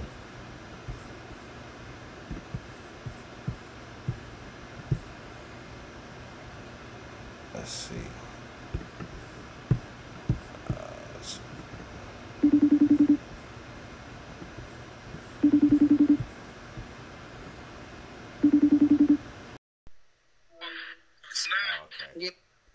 don't know if I just found a video or not. It probably ain't it. Oh, How long is it about? Can you can watch it real quick? How long is it about? It's kind of long. Is it this one? Is it this one? Hold on. Let me see. Cause it's kind of blurry. I can't see. You know what I mean? In this side of the South Side, East Point and College Park. Yeah, that looked like it. Yep. All grew up. Okay. So am I blurry? My girlfriend told me earlier my screen was blurry. I'm blurry? Yeah, you're a little blurry. Why you let me talk that whole damn time blurry? Well, nah, it wasn't this blurry. It's more blurry now.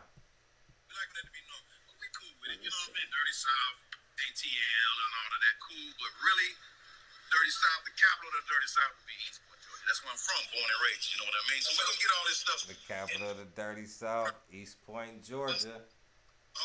That's what he said when he was going like he went then he was like, they stole it from me. He was throwing Gip under the bus. I'm like, oh man, like It's about it. this is crazy.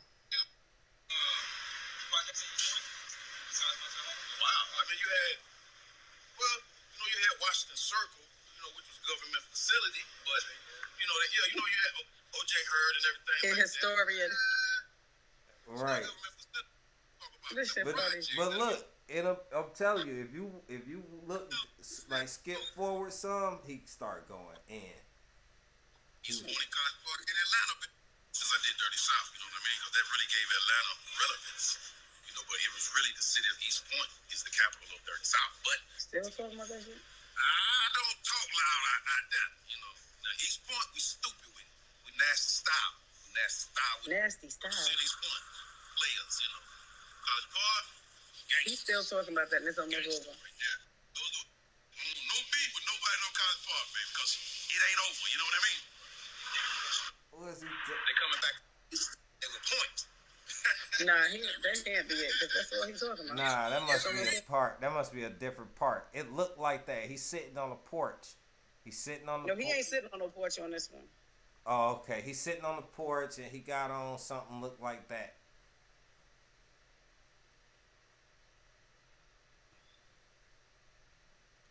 Sitting on the porch.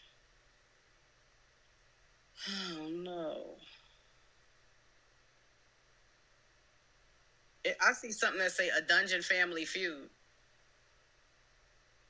They probably took it from that. I finally convinced my team, and we're giving away. See if that's what it is. It's only $17. Wow. Yo, man, I don't know how you know. Yeah. You sitting down? Yep. When the hip hop bus pulled in to the South, it didn't leave without me. You know what I mean? With organized noises, potent tracks, and Rico Wade's strong eye for talent, the Dungeon family was born. And in 1995, the world was orientated on a different side of the age.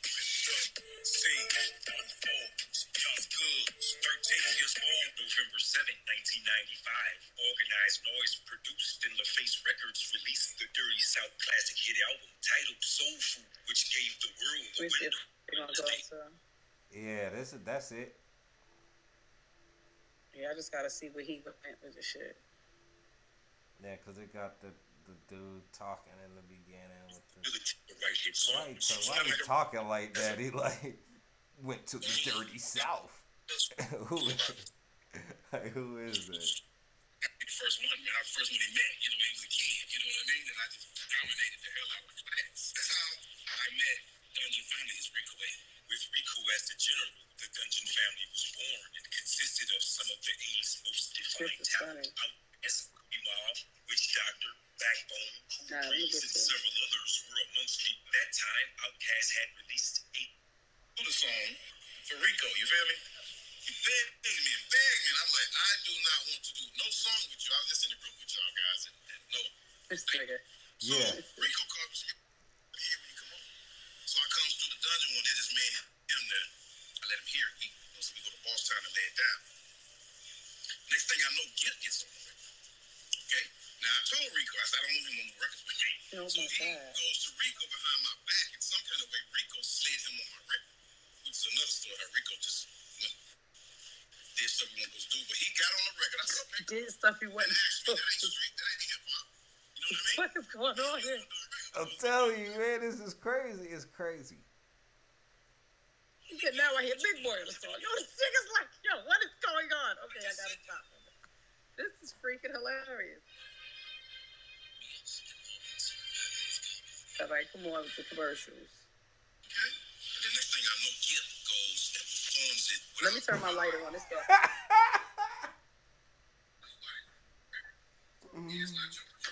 He's like, you're stupid as shit for this. We didn't know how to steal. I hate you, yo. You know, we was so. Man, what? Yo, hold the fuck up. I'm just saying, like, what is wrong? What's going on? What is going on, my nigga?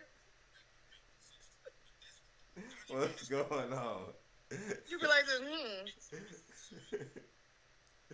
He said, I don't want this guy on the song with me. He was murdered. He was cute as shit in this video. Breeze was the shit in that video. Produced by Organized Noise. Feature J.G. Sleepy Brown. Breeze crazy than a motherfucker, but if that ain't Breeze, woo! I'm talking, he in full Breeze. He in Breeze mode. He on stage right now, motherfucker. That's what you better know. Oh, shit. He done gave that nigga some attention and a microphone, nigga.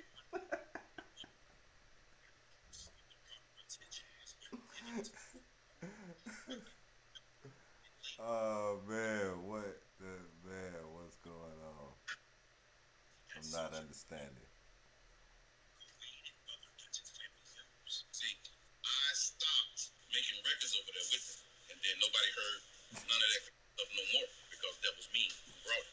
Oh. It's very unlikely we'll see a Legend Family reunion with Breeze. That could be possible. Yeah, that Could be possible with Breeze. Oh yeah, despite the issues between them, Really? Breeze continued with his. This nigga Dr. Dre right now. Yeah. This is Dr. like, Dre telling his story. yeah, it went behind the music. He behind me. That nigga on TV One, motherfucker. Yeah, So I he hate behind, everybody involved right now, nigga. he behind the music.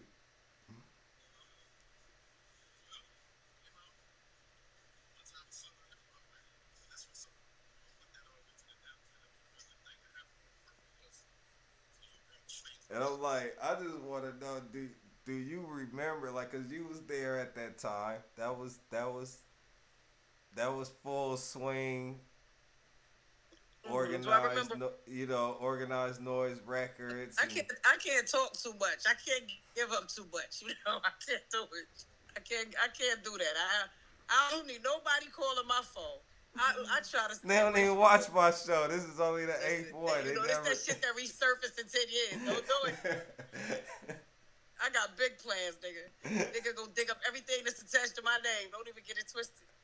You put Masada for real on that shit. For real, I just want to know, did you notice any tension between, like, at the time, between, like... I've seen tension between a whole bunch of niggas on a whole lot of things. I'm just being honest. Like, I've been there. I've seen niggas pull guns out on each other. I've seen all kind of shit is what I'm telling you. It ain't no shit I would say right here. You know what I mean? But I'm just saying, I've seen a lot of things. Yeah. You know? Yeah. I've seen a lot of things. Yeah. I've seen a lot of things. Look, I used to say, I was really there, though. I was really there, though. You know? So, it's very interesting. Man, that video, because, you know, I watched it. I called, you know what I mean? I really wasn't going to call anybody. I was like, I know niggas don't give a fuck about this shit. Did they see that? Yeah, you know they saw it. They saw it, you know what I mean? But I don't know. they ain't care, like, you know, they ain't care. Of course not. Yeah. Of course not. They was like, that's his. I ain't heard nothing about it. That's his truth. You know how they, you know what I mean? If that's his truth, it's the that's his truth. truth. If that's how he remember it, yeah, you know. And perception is reality. You know, that's probably how I really, really remember that damn thing. And if you ask me, I mean, that's Breeze. I'm being for real. He got microphone and attention. That's Breeze. That is totally Breeze. Yeah. Yeah, So, and you know, he's not happy. He's not gonna be happy. Yeah, me and Breeze ain't in a good place ourselves at the moment. Oh God. I ain't seen Breeze. But nah, it's not a big deal. Yeah, I'm just playing around. Yeah. I saw him a couple of years at the other house, but I haven't seen him now at the new house. I haven't seen him at all over the out thing. Yeah, but I haven't seen him in a while. So if he said all that shit, he probably on the outs right now anyway. Oh, you know I'm sure of it. I'm sure he didn't say that and then came back and come back and get something real quick. Yeah. By the way, you got something I go, nigga ain't gonna do that. Yeah, no, that's not. That's what I'm saying. That's all I can say. Like, you know, whatever. Yeah. Whatever. It's just that shit. It's the family members that you just know how it go. Like, you know. Mm-hmm. That's real. It is what it is. I think ultimately, just like in life, everything takes different turns. You know, que sera, whatever will be, will be. And it has, you know, we're older, and everybody has to kind of take different routes and do different things, you know. Yeah. So, but that's what happens when so many people depend on one person or one group of people for their success, their happiness, any of that. You know, you always got to keep, you know, something for yourself. Make sure you got something else you're working on, you know. Yeah. Well, yeah, you got to do you at all times. Mm-hmm. But you don't see too much of that. And then with hip hop, you get so many different levels. It gets so weird. People start feeling like, oh my God, if I can't rap, what am I supposed to do? Because people know me for being on this album, but now I'm not doing that. And you know what I mean? You know, and you'll get that for years. People will say, why you ain't still rapping? What's going on with you rap? You know what I mean? You know.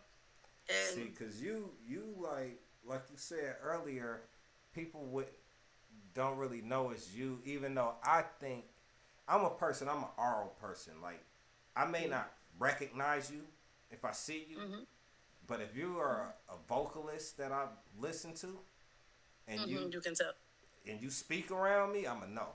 You know what I mean? I'm like, you're. Well, so my mother has said to me before. That's so funny. I said my mother's name, and she texted me. She said when she heard the OutKast album, she said, "That don't sound like you. I don't like that. Ain't your voice." You know what I mean? I'm like, I still don't know what she meant, but I'll never forget. She said, that ain't your voice. Like, what you talking? Like, what's going on?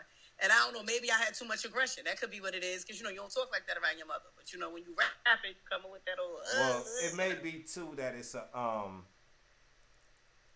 it's the, I don't know if you call it melody, but, you know, with the rap, when we rap, there's like the flow melody kind of thing, you know what I mean? So people be like, it's not melody. I don't know. I just write or whatever. But I'm saying, like, it's actually kind of like singing, like we're stretching words and there's a melody flow to it that she may not have been used to. Is what I'm saying. Yeah. But yeah, she said that. Because to me, it sounds just like you. Like when you talk, it all sounds the same. Right. Yeah. But yeah, a lot of people don't know that. Like, a lot of people don't know that I'm an MC. Yeah, but you know, like, some people like that have had some fame, but not like the success like that. I've seen people where they feel like, oh nah, I can't do this. I can't do this kind of. I can't work this kind of job because people gonna. Yeah, so I've been a hairstylist my whole life. So as long as I'm working for myself, I'm good. I don't, you know what I mean? None of that bothers me. I can't say what I would do if I had to go work at Burger King. You know what I mean? Or how I would feel. I can't say that. I mean, God bless whoever, as long as they paying their bills, you know, it is what it is. But I can honestly say, to me, that's like my little secret weapon. Like, rapping but not knowing. That's like me walking into the room and niggas see certain niggas speak to me and be like, why are they speaking to her? Who that? You get what I'm saying? Yeah. So I'm good with, because I'm not a bragger. I don't need attention. I'm going to get it. I was born Michael Jackson. I've been fly my whole life, nigga. So I'm just saying, like, I don't need it. So it's always funny when I'm somewhere and somebody be like, you know, and be like, oh. Because I'm not ever going to overdo it. I ain't throwing nothing in nobody's face. If you know, you know. If you don't, you don't. Every once in a while, I might tell somebody if I see they a hip-hop head. I'll be like, you know, so-and-so. And I don't say it for bragging rights. I say it to be like, yeah, it's a part of, you know. Because some people just be happy to know that they know, you know? Yeah. So, yeah, so that's if I tell somebody, it's for that. It ain't, nigga, I'm not trying to get in the club off of a song from 23 years ago. Like, put me in the section, nigga. I'm not trying to do that. That ain't what I'm trying. That's funny, cause you know I be on ground level. You know what I mean? I might be outside the club with just whoever we kicking it, and I've been there. People be like, "That's Masada." I see them act like they don't know what to do, and it's funny because you right. If they know, they know. If they don't, they don't. Yeah, because I don't.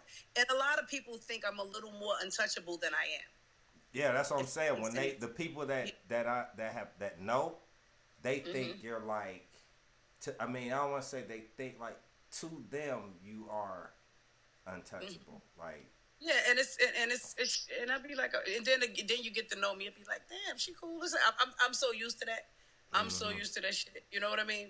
But it's okay because I don't really need no more friends. I ain't looking for friends, but you know, it's nice, respected and admired. I'm good. Yeah, I don't need the attention. Yeah, that's dope. It come with too much. I done had the attention. That shit come with too much. You know, it come with a lot. And I ain't even touched the tip of that shit for real. You know, I mean, you know what I'm saying? Yeah.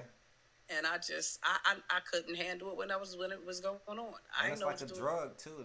People. It is. Yeah, it people is. get addicted Not for me. to it. Yeah. And I think when I left Atlanta, I tell anybody I ran out of Atlanta. I got the fuck out of Atlanta. I ran out of this bitch and went and got married. You know what I'm saying? Yeah. Like everybody kept saying, "You got married, Masada of all people." Yeah, you was gone. And next thing I know, you was.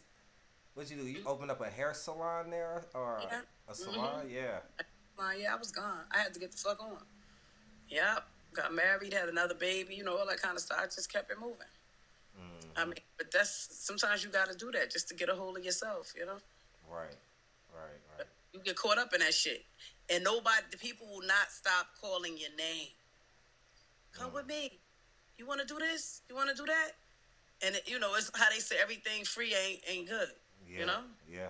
Despise the free lunch. They said in the 48 laws of power, despise the free lunch. You be like, all right, like, nigga, just because the food there, you ain't got to eat. Yeah, that's true. But I thank God for that part of my life. I thank God that I have moved past that. Thank God for you doing this interview. This was nice. This was very expressive. And even more so, what's funny is, you know, you never know what hands it wound up in. So, you know, it is what it is. But it was dope. Nah, it's dope. That's why I wanted to do this like kind of platform because, in my opinion, you know, I mean, for one, it's called Think New.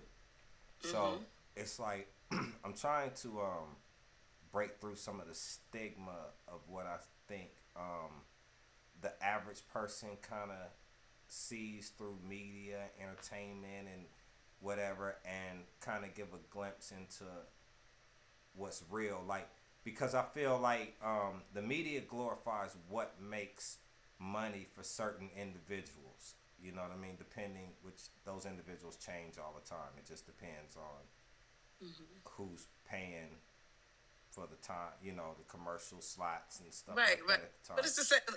That goes along with everything we just said. Yeah, like, right. You got writing because that's what, you know, and that's what the sell. Yeah, everything. It's like a whole machine.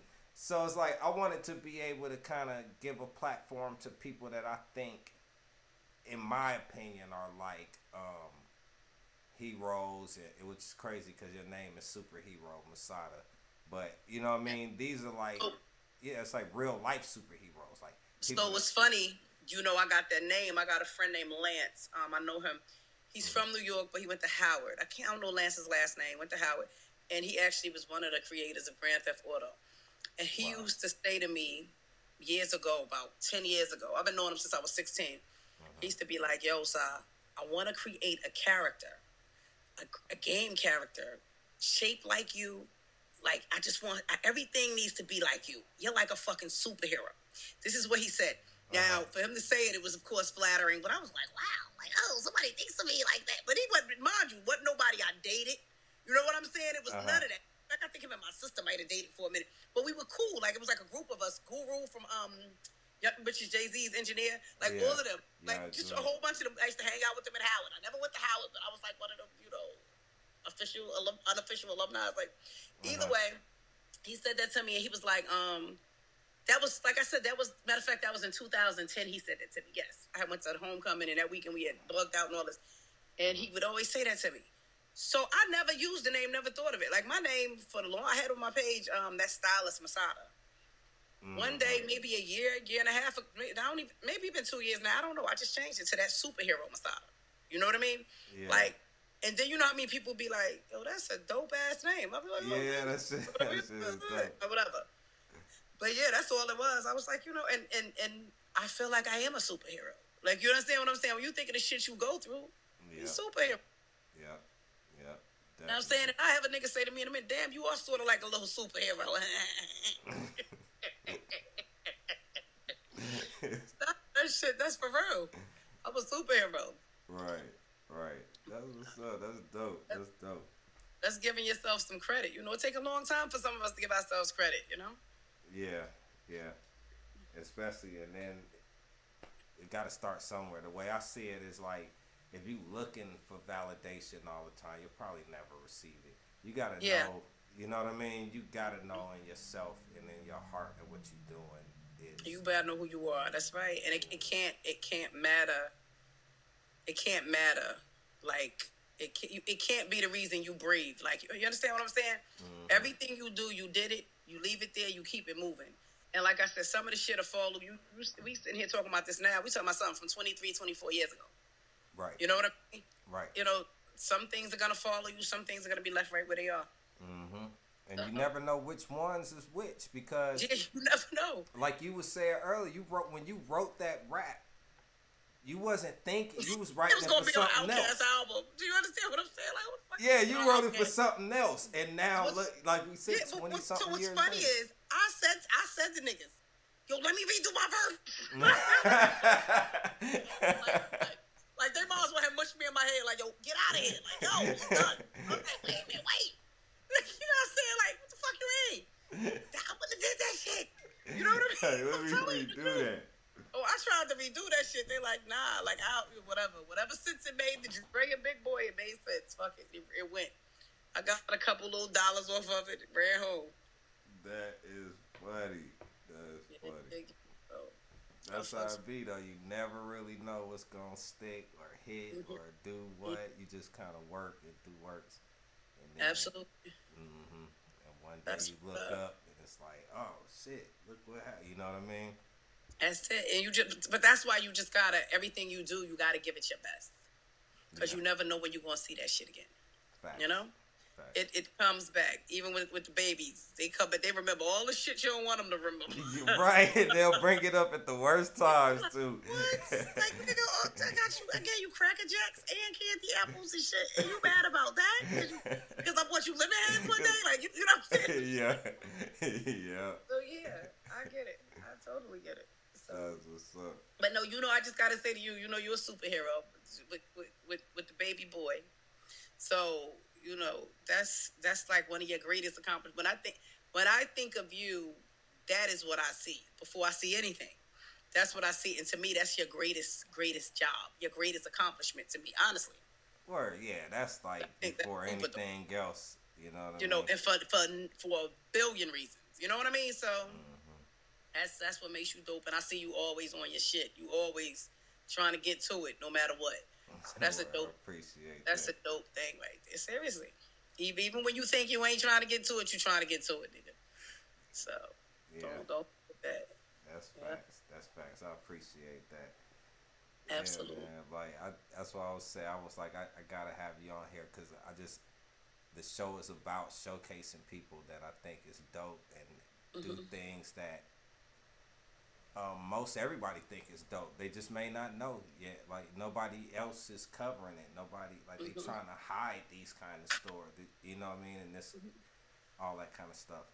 So and I just want to have like real conversations about know, like what it was really like, what really happened. How did you, you know what I mean? Because nobody knows that story. How did that song happen? How did you? Where did you come from? I bet like nobody knows you're from Jersey. Nobody know. You know what I mean? Well, you know, in the Source magazine, they put Masada from Queens because I said Mahogany Team Queens up on the rise. Wow. So, I was mad as hell. I had people like, yo, you ain't from Queens. It was just a whole lot, you know what I mean? So yeah. So it's that whole thing just wrapped up in a whole bunch of crazy, like, you know what I'm saying? It's like, if you know, you know. Don't you know, you know. Yeah. But yeah, I mean, and like I said, overall it's a dope experience. I've actually tried to find that Source magazine because I had it, you know, you take it for granted when you got it back then. Like, so I said, damn, I wish I had the Source. Especially because I never thought about the Source not being here. Like, do you understand what I'm saying? That's what, exactly. Yeah. I'm like, where's the Source gonna go? Like, where's the Source gonna go? Right, it's not going anywhere. You know, it was Essence. It was fucking, you know. Yeah, it was all that stuff. I didn't think it was going anywhere. How y'all fuck that up? Yeah, that's like BET. It's like, you know, it was. That 5 mics was everything to us. Like, I remember when OutKast got 5 mics, I was like, oh my God, they got 5 mics. Yeah, that was no higher. That's better than a Grammy in a rapper's eyes. That's like. And that's why I used to tell Reek and them all the time, I don't give a fuck about an album or nothing. Put me on a mixtape. I want the streets to talk about me. I used to tell them all the time, I need the streets to talk. And I don't think they ever really got it. I'm sure they get it now, but I don't think I never gave a fuck like about that yet. If the streets talking, baby, that's where hip hop lives, in the streets. That's hip hop. That's where like I came into it from. Is that raw, like I wanted my name to be respected as an MC in the streets. Period. That's it, and that's all that matters. That's the same way a drug dealer want to make sure niggas know, like, you know, I'm getting money. We want you to know I'm getting money on these tracks. Like, this is what I do. Right. You know what I'm saying? Right. Seriously, because that's all we are is fucking poets. You know, you look at Jay-Z. He's the greatest poet of our time. Yeah. You understand what I'm saying? Yeah. You know how the niggas want to put it. He talking his shit, and this is the shit gangsters is riding around listening to. But you listening to poetry, baby. You riding through the streets listening to poetry, baby. So poetry giving you your gangster lane. Like, you understand what I'm saying? Yeah. Which is really your soft side. So you really displaying your soft side, little nigga. You understand what I'm saying? Yeah, they be run. Man, you never know what. Like, I remember it's been a few songs I remember from back in the day that I felt like I would see people ride around to, and I'm like, wow, that's like, that song is, I don't know if that's the Rider song. It'd be like, that song Jay-Z has, Song Cry, remember that? Oh, yeah, but I gotta make the song cry. Yeah, that's like a gangster, you know. That's what makes it dope. Hold on, to make it a little dark. But that's the dope part about it. That's what makes it super dope. Yeah. The fact that that you listening to this, but you riding on bulls. Yeah. You know what I'm saying? Yeah. You riding on bulls. Yeah. With the pistol in your lap. With a pistol in your lap, smoking weed. Yeah. But that's what makes it dope. That's what makes it dope. Yeah. And if people realize that that's all it is, you know? Yeah, that's all it is. It's nothing else to it. If you well, I don't know. Nowadays, I think it's a little different. I think people rap for a different reason. Yeah, I was gonna say that. The first thing I thought about was people like Moneybagg Yo and them. I ain't even gonna front. I don't even listen to their shit, but that don't have the same effect to me. Nah, because it's not poetry necessarily. Yeah, it's a little different. It may be poetry, I'm not sure, but it's not that the raw part of hip hop that I was into. I don't think that they're driven by the same thing as what I'm trying to say. Like, when I got into it, there were no multi-millionaire rappers.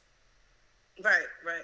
You know what I mean? Rappers didn't own businesses, clothing lines. There was none of that. It was about rappers wasn't getting $125,000 a show either.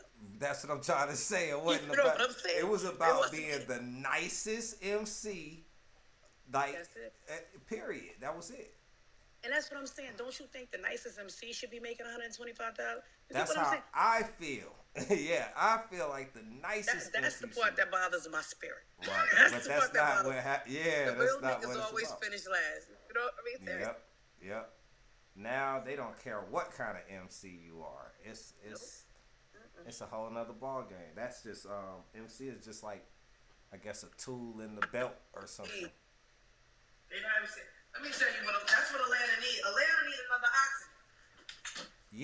Yeah, because the culture is made by the people. It's like if everybody in your area that loves a certain thing congregates for it, that's where it is born and lives. You know what I mean?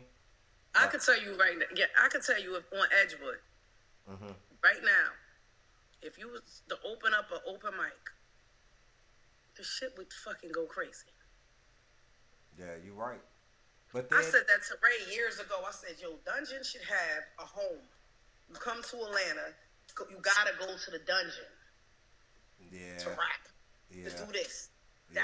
You gotta go to this space. Yeah, it needs to be an actual place called the Dungeon, the Dungeon. In Atlanta. That and you go in the Dungeon and you. I told him that about 8 years ago, 10 years ago. Him and Rico. Yeah. I remember because we talked about it and it was supposed to be a thing. We thought about making it a wing spot and all kinds of stuff, but it needs to be a hip hop spot. It needs to be, even when big rappers come through, they came through the Dungeon. You understand what I'm saying? They gotta respect the Dungeon. That's just the order of operation. It's Atlanta. Yeah, it should be. I don't know if that's what I'm saying. Big Rube should be bigger than this. Big Rube should be bigger than he is right now. Yeah, Big Rube is dope because he merged the two, like the rap and poetry. The poetry, but his voice alone is fucking incredible. Yeah, like it's just crazy. When you think of an OutKast album, like the first 2, 3, whatever. I know the first one at least for sure. First two, 3. He was on 3. He was on Equipment Out. Yeah. And his voice, that's the sound of Atlanta. Yeah, it is. As soon as he come on, OutKast, pronounced OutKast, like that. That shit right there was to give it up, baby. Yeah, that was classic. That was classic. Yeah. Yeah, that was classic. You gonna make me go listen to that motherfucking album. That album was dope. I know it. That's, to me, I still love that album. I think that might be my favorite OutKast album. And then Aquemini, I don't know. Somewhere, them two, I ain't gonna front. I really don't like to compare the albums. Because they all... It's hard to do. Yeah, they all have... They were all the #1 album of its moment, if that makes sense. So it's like, it's hard to say which one was better. But that's what I said. So then you go into eras, like I said earlier. Yeah, eras. Talking about era, what was going on in that era? Like, yeah, but that first album, like being from Jersey, imagine driving around North New Jersey listening to fucking Southern Player Cadillac. I know people was looking at, but see, Jersey's different. Jersey like funk, so people might have been like, yeah, but it still was. I mean, you liked it once I played it for you. You was like, "Well, it's alright," but you still wasn't gonna go buy it yourself necessarily. Yeah, you know what I'm saying? You're right. It wasn't until like you see them niggas that had to come up there and tell you the South got something to say. After that album, that's when he came up there with that shit. Yeah. And I wasn't even fucking with the Dungeon yet. I remember being in my girlfriend's living room, her father's living room, watching that shit, the fucking awards. He got up and said that shit. I was like, yeah, because I was riding for, you know what I mean, for the Dungeon. Yeah. Like, that's that shit. I was so happy. You know what I mean? That was a real moment. That was different. I remember that because it was like, it was such all the tension of, we're about to go to the Source Awards. And, in that moment was like, Pac was locked up. It was East Coast, West Coast. It was... Yeah, there was a lot going on. It was a lot going on, you know what I mean? At that same time, though, let me tell you, that was when Snoop came to New York crushing the buildings. Yeah, and that's exactly Snoop. And when Jay said that, he said New York been soft. It says New York been soft ever since Snoop came to crush the buildings. Crush the buildings. Yo, I remember when Snoop and him was in town. Yo, I remember all of that. What? Like, I remember this shit like yesterday, is what I'm saying. So it was like, but that was a big fucking deal. Like, it was like, that's what was going on. The shit was going crazy. It was going crazy. So when they actually got the award, it came up there and nobody knew what they was going to say. Mm-hmm.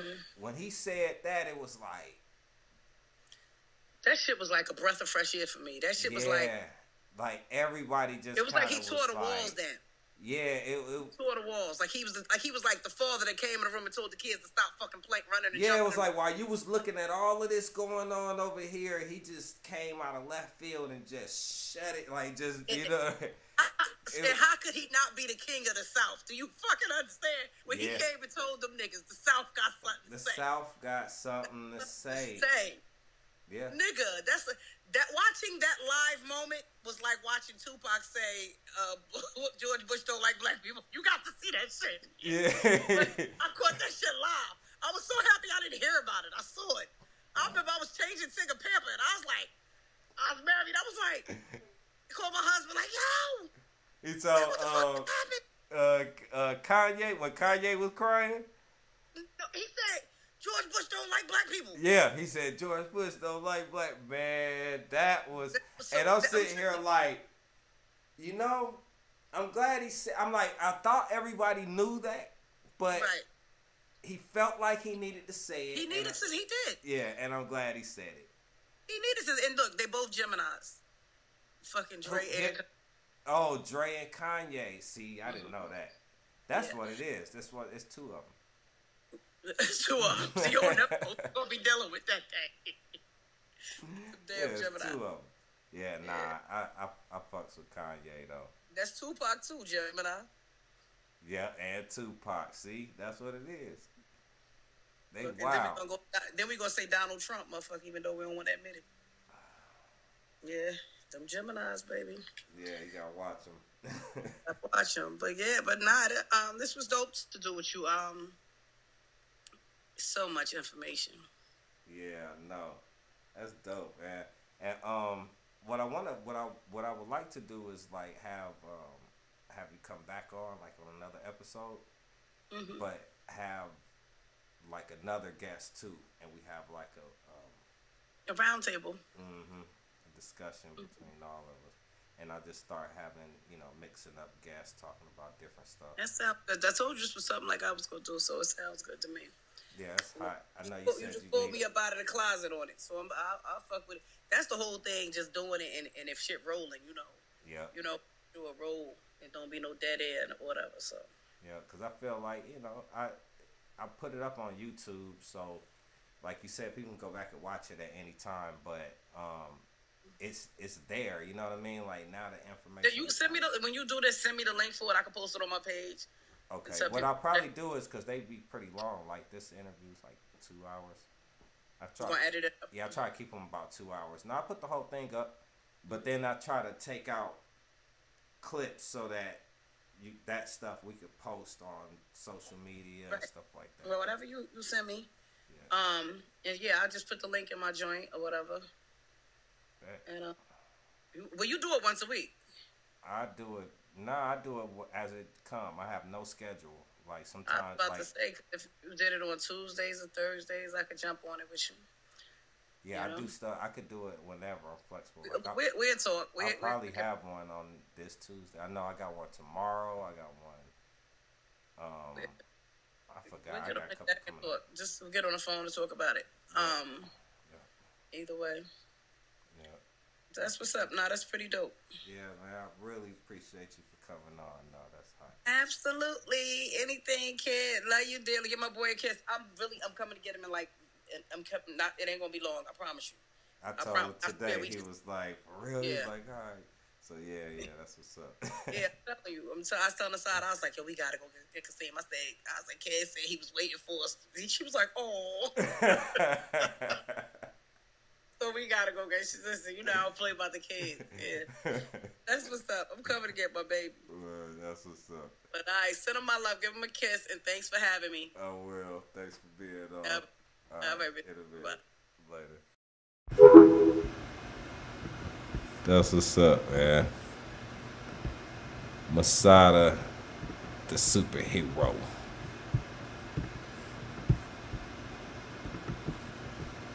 So man, I hope y'all enjoy kicking it with us or whatever. I know, man, I did. Because even though I've known Masada since those days. I came to Atlanta in 94 for the first time. You know what I mean? I was a kid, so I wasn't able to like really hang out with them. They was a little bit older than me. They was clubbing and stuff. I was going to the club too. I was going to the club. I was 15, 16. I was going to the club. I was like she was saying how Swizz Beats was, even though Swizz is a little older than me. But yeah, I was out there too, little kid in the strip club, bringing grown women back to the dungeon.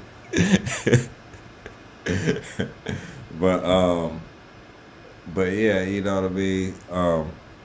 So I met Masada back then, and of course, being an MC, I was always like a fan of hers because I'm a fan of MCs, like lyricists, people that's just dope, and especially like just the way everything was just organic, the way it happened, like. People ask about it sometimes, about Dungeon Family and stuff, and how this first generation, second generation stuff worked. It's like, there's a Dungeon Family, like the artist and everything that people know of or whatever.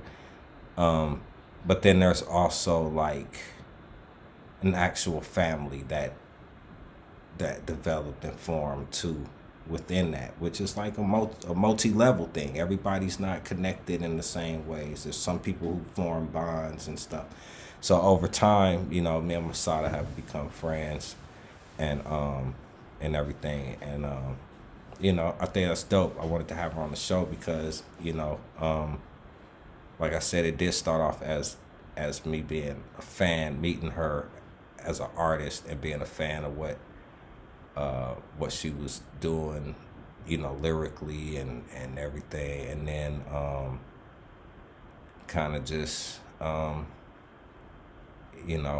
just developed from there. But I personally didn't know. I've never sat down and talked to her about the intricacies of how things happen and worked and stuff. It's like real life. People be like, oh, I remember I was there. But, we talking day to day, everything. Like, there might have been moments in time I remember stuff happening, but, you know what I mean? Wait, hold on. But you're still on? You busy? Yeah, nah, I'm wrapping up right now. Yeah, I'm still on. Yeah, I'm going to call you right back. All right. But yeah, like, I forgot what I was saying now, but basically I wanted to be able to bring her on the show and talk about that because I think that that's dope. Just the way that things happen. That song Mamacita is a classic record in hip hop, and I think that just based off it not being a single, a lot of people may not have gotten as much information on Masada as some of the other artists that were out at the time. But because it was on the OutKast album, the reach, the number of people that love that record is very big. And I think that I thought that's a story that needs to be told, how she got on, how it happened, everything, and I think that's dope. And yeah, man, once again, Side Street Kid, think new. I'm the effing. Look me up. Support my brand, man. I got clothes. You know what I mean? Get my Japanese jean, side street CAD jacket. Boom. I got these. They 65. This kind of stuff I do is like more of like a I want to call them one-offs. You know what I mean? They're like original pieces. You're not gonna find. You won't get this exact same jacket. You know what I mean? Like the design is the same, but it's not the exact same jacket. Everybody will have their own, and I'm only doing so many of them. You know what I mean? The side street CAD jean jackets, that's a little different. You can actually get those more stock, but those are $350. Those are actually sponsored by Levi's. Like Levi's actually makes those, so they're more, you know, it's a little more exclusive. You got to pay, you know what I mean, but it's $350 custom order, you know what I mean, and you can get them customized, you know what I mean, to your own liking or whatever, like or whatever, but it's pretty much the same. It'll have the Side Street CAD logo on the back, and as well as the patch on the heart lapel. But yeah, and I got hats. I got trucker hats. Boom, these are 20. You know what I mean? And got the black trucker hats. Boom. You know what I mean? And shout out to 6 Cents Foundation. You know what I mean? I don't know if I mentioned that, but the jacket is in collaboration with 6 Cents Foundation, so it comes with the 6 Cents Foundation patch on the shoulder and the Side Street CAD on the heart. So yeah, check me out, man. Holla at me. You know what I mean? Shout out City of Ink. Boom. COI10. We out.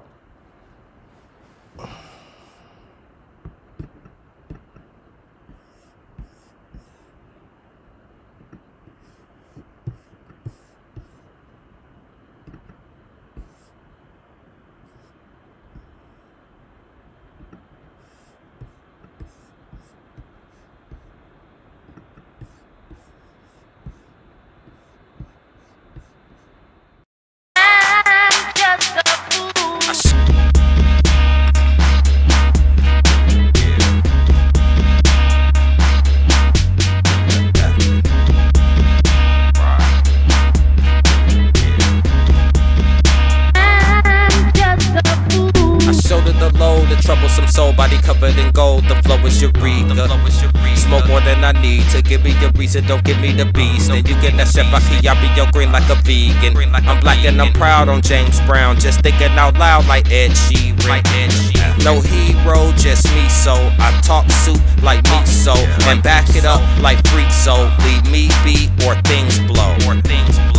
I give the pinnacle, mini go brag about selling dope, none of them meaningful. All that they seem to do is sell a drum or two. I'm just a fool. I'm just a fool. I'm just a fool. I'm just a fool. Writing these songs ain't righting my wrongs, bearing my soul every word that I'm speaking. Give me a reason, ballin' all week, not just for the week. And now what I smoke so foul, the aroma so strong that it's constantly breathing. Headed to the top, ain't nothing that can stop, but the bottom is where I begin. We can pretend we ain't seeing who's that in my window peeping in on all my secrets. Who's that round that corner creeping, thinking they gon' catch me sleeping, but they'll never catch me though. It's the F and ain't no question, no. I'm just a fool.